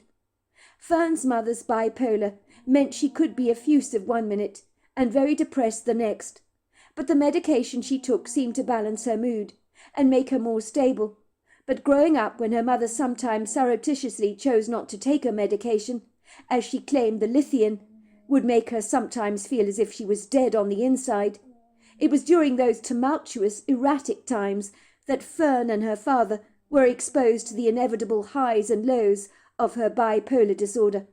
But as her father would say, there was one big plus to the condition. Life was never boring, and that was true. Moments later, Fern heard the familiar clippity-cloppity sound of her mother's very impractical high-heel shoes as she trotted to the front door and rang the doorbell, so that around and around the mulberry bush goes the teddy bear played out through the speakers. The bulldogs were by now going ballistic, as Fern finally opened the door to her mother. "Ma'am, this is a surprise. What are you doing here?" she asked. Her mother walked past her into the entrance hall, as the dogs mounted her legs to greet her. "That's a very nice greeting, love. I thought you'd be pleased to see me." "But of course I'm pleased to see you, Mum. But this is a surprise." "I've left your father, Fern, just so you know. I've had quite enough of the man. He is the end. Don't look at me like that, Fern. Your father does not appreciate me. I'm leaving him for good now. My mind is permanently made up. There is no going back on it." Over the years growing up, there were dozens of times when Robin had sauntered off and claimed she was leaving her husband, and Fern's father, with his tail between his legs, would seek his wife out and beg her forgiveness and ask her to come home. And of course Robin always would. She seemed to enjoy the fuss she created, and the fact that her husband would be grovelling over her the next few days, buying her chocolates and flowers to keep her sweet, and taking her out to dine at the finest restaurants. "What's he gone and done now?" said Fern, rolling her eyes in exasperation, as if her mother was a belligerent teenager making a fuss about absolutely nothing. "Your father forgot our anniversary. Can you believe that? He forgot our anniversary yesterday. What man ever forgets his wife's anniversary? We've been married for 28 years, for goodness sake. And then your father does this to me. It's appalling. That's what it is. Absolutely appalling. He should be absolutely ashamed of himself." Robin abandoned her pink suitcase in the entrance hall and swiftly marched off into the kitchen to make herself a cup of tea. "Mum, I'm sure Dad didn't do this intentionally. Forget your anniversary, I mean. You did tell him he'd forgotten, didn't you?" "Of course I didn't tell him he'd forgotten, love. Why should I remind him about something like this?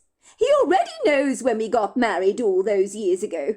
We've been married for 28 years, and he doesn't remember the most important day of our lives. How can he do this to me, Fern? Hopefully now that I've left him, he might start to figure out what he's done wrong." "How is he going to figure it out, Mum, if you don't tell him?" "Oh, he'll figure it out soon enough. I'm staying with you for a few days, Fern, and I'm not going to speak to him until he apologizes for this travesty. Because that is what this is, Fern, an absolute travesty." "Mum, don't you think you're overreacting a little?" "Of course I'm not overreacting, love.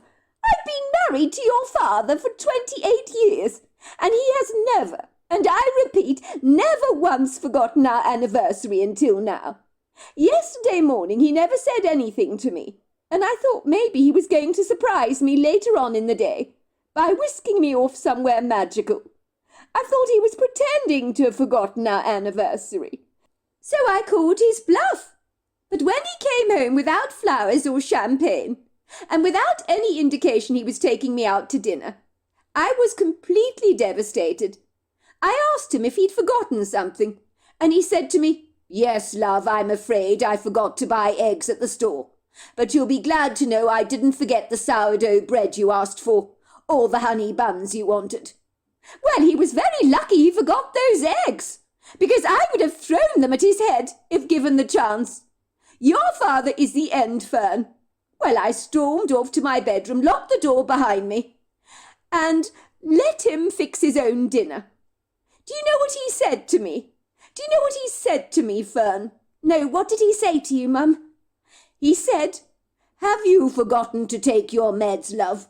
Is that what this is all about? Because you're in quite a stroppy mood tonight." Can you believe he said that to me, Fern? So you decided that the first thing you would do is come out here, Mum, and get Dad to try and figure out why you're so upset.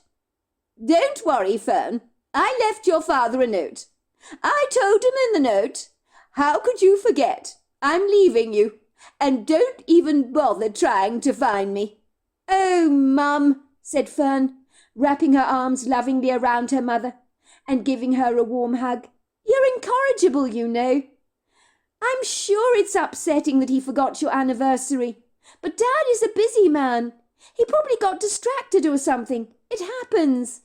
Is it really such a big deal? You know he loves the bones of you. And whenever you cross with him, you always tell him you're leaving him. But you never really mean what you say. Oh, I do, Fern, and I mean it now. I've never been more serious in my entire life about anything. If my husband chooses to forget our anniversary, then it pointedly shows that he's not thinking about me at all. Now I need to unpack my things and settle down, and I'm going to take a walk around the local neighbourhood if I may. Why don't you take a walk in the Woodgrove, Mum? You can take the bulldogs with you if you like. No, thanks. I'd rather walk on my own. I need to clear my mind. I'm very upset with your father, and it's all I can think about at the moment. The man is such a disappointment to me. How could he possibly forget our anniversary like this? A few hours later, after Fern's mother had happily settled down, her mother got dressed into some lycra leggings, some sneakers and a sweatshirt, and Fern watched her climbing under the wooden pole fencing and sauntering down the woodland trail through the woods. While her mother was out, she took this opportunity to phone her father. "Hello, Fern. This is a surprise you're calling me out of the blue like this. It's a pleasure to hear from you. How are things going?" "I'm fine, Dad. I'm afraid to say you're in the doghouse with Mum. You do realise that, don't you?" "Oh, I know all about that," said Fern's father, sighing down the phone.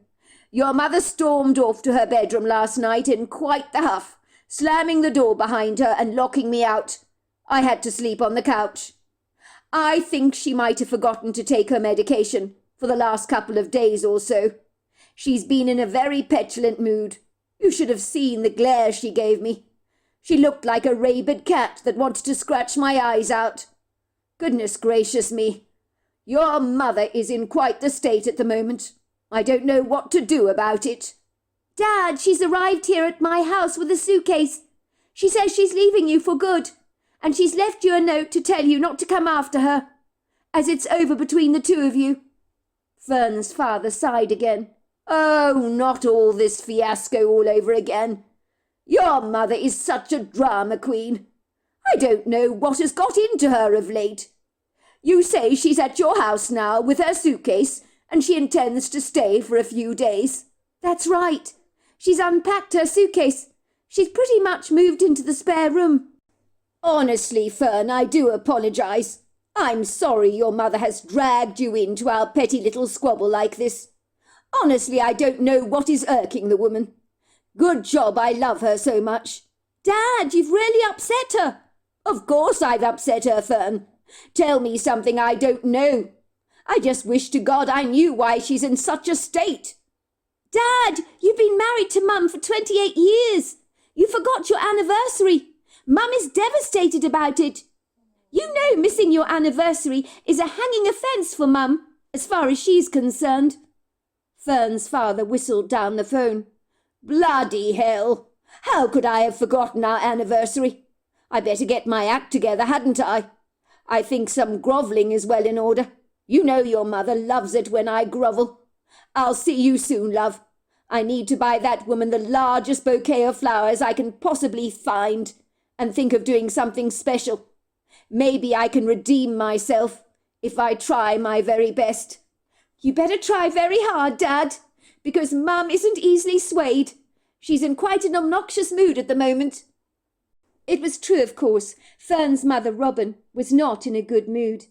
It could clearly be seen in the way she thundered through the woodgrove, kicking up leaves and twigs in her path, almost as if in some way she was lashing out at her husband. How dare he forget our anniversary? Were the thoughts whirling around in Robin's head. How dare he? I cannot believe he did this to me. We've been married for 28 years, for goodness sake.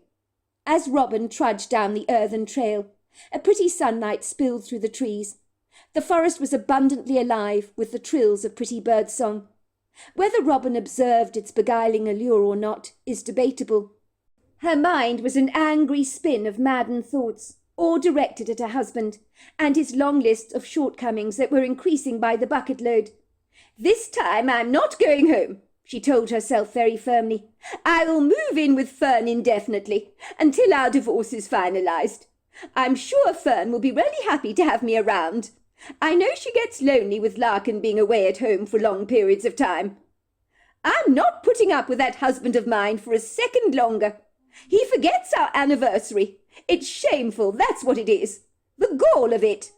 Robin's mind was far away from the walk she was taking through the trees, so it was like she was almost on autopilot. After a short while, Robin became rather uneasy. She stopped short in her tracks. Was someone following her, she wondered.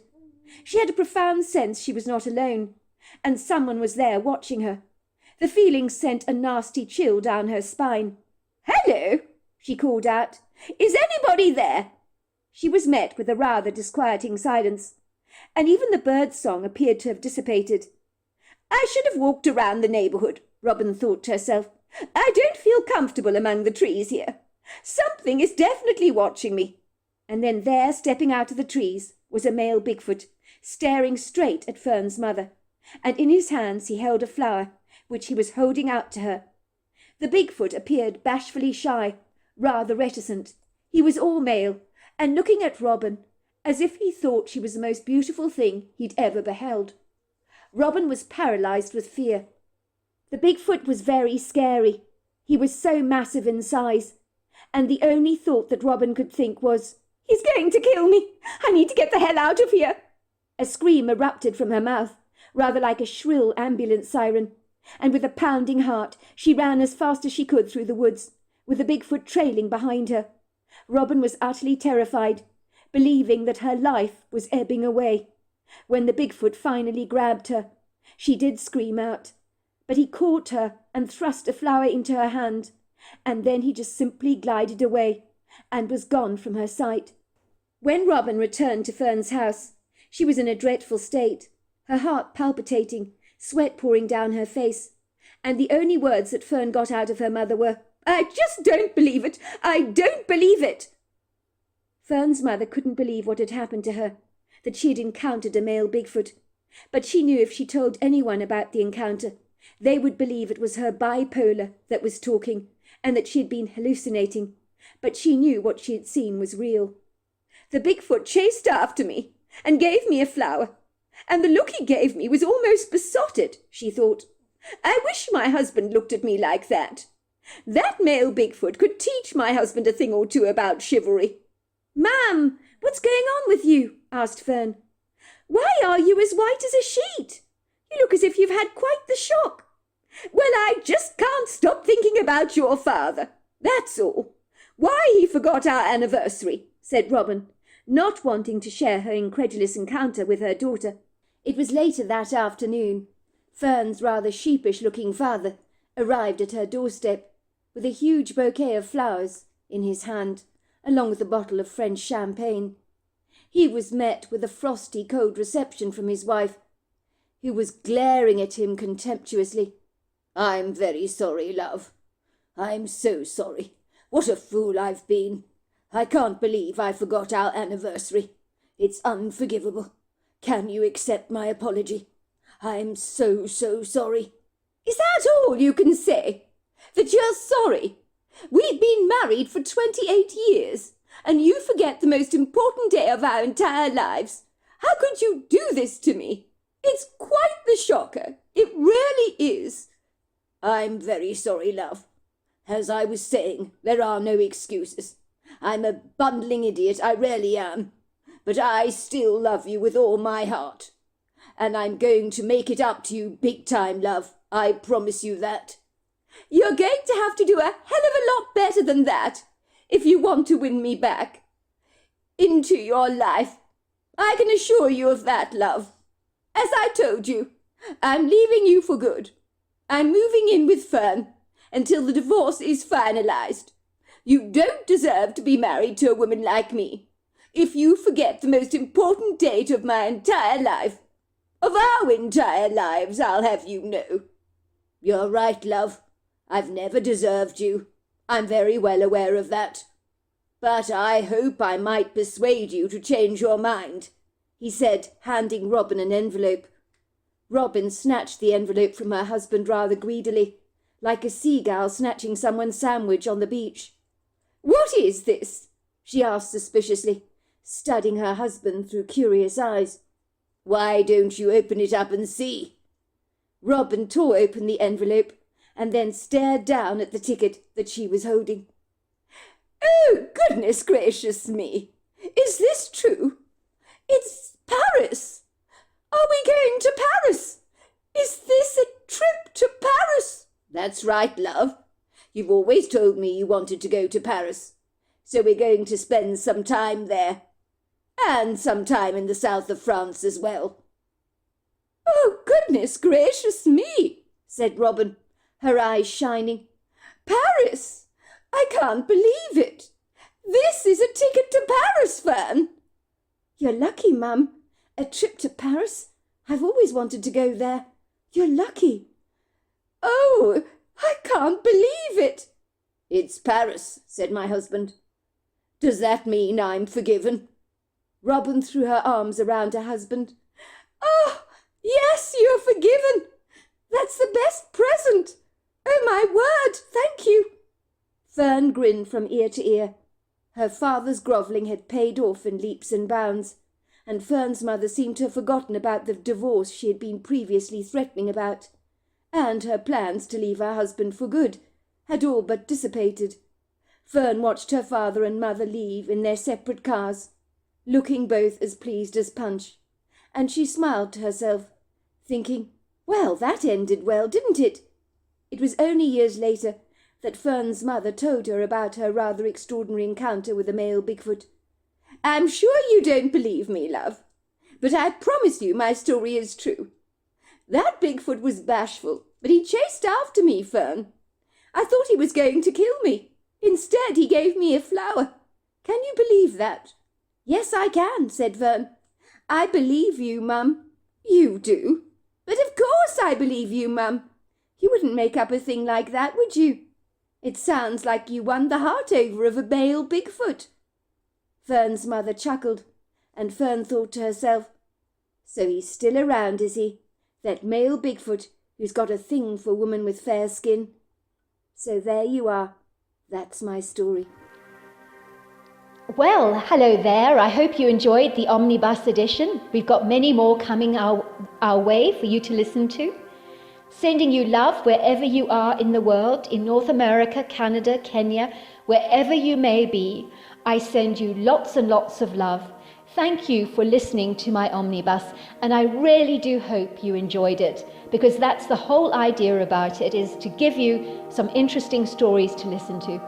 So until next time, goodbye and good night.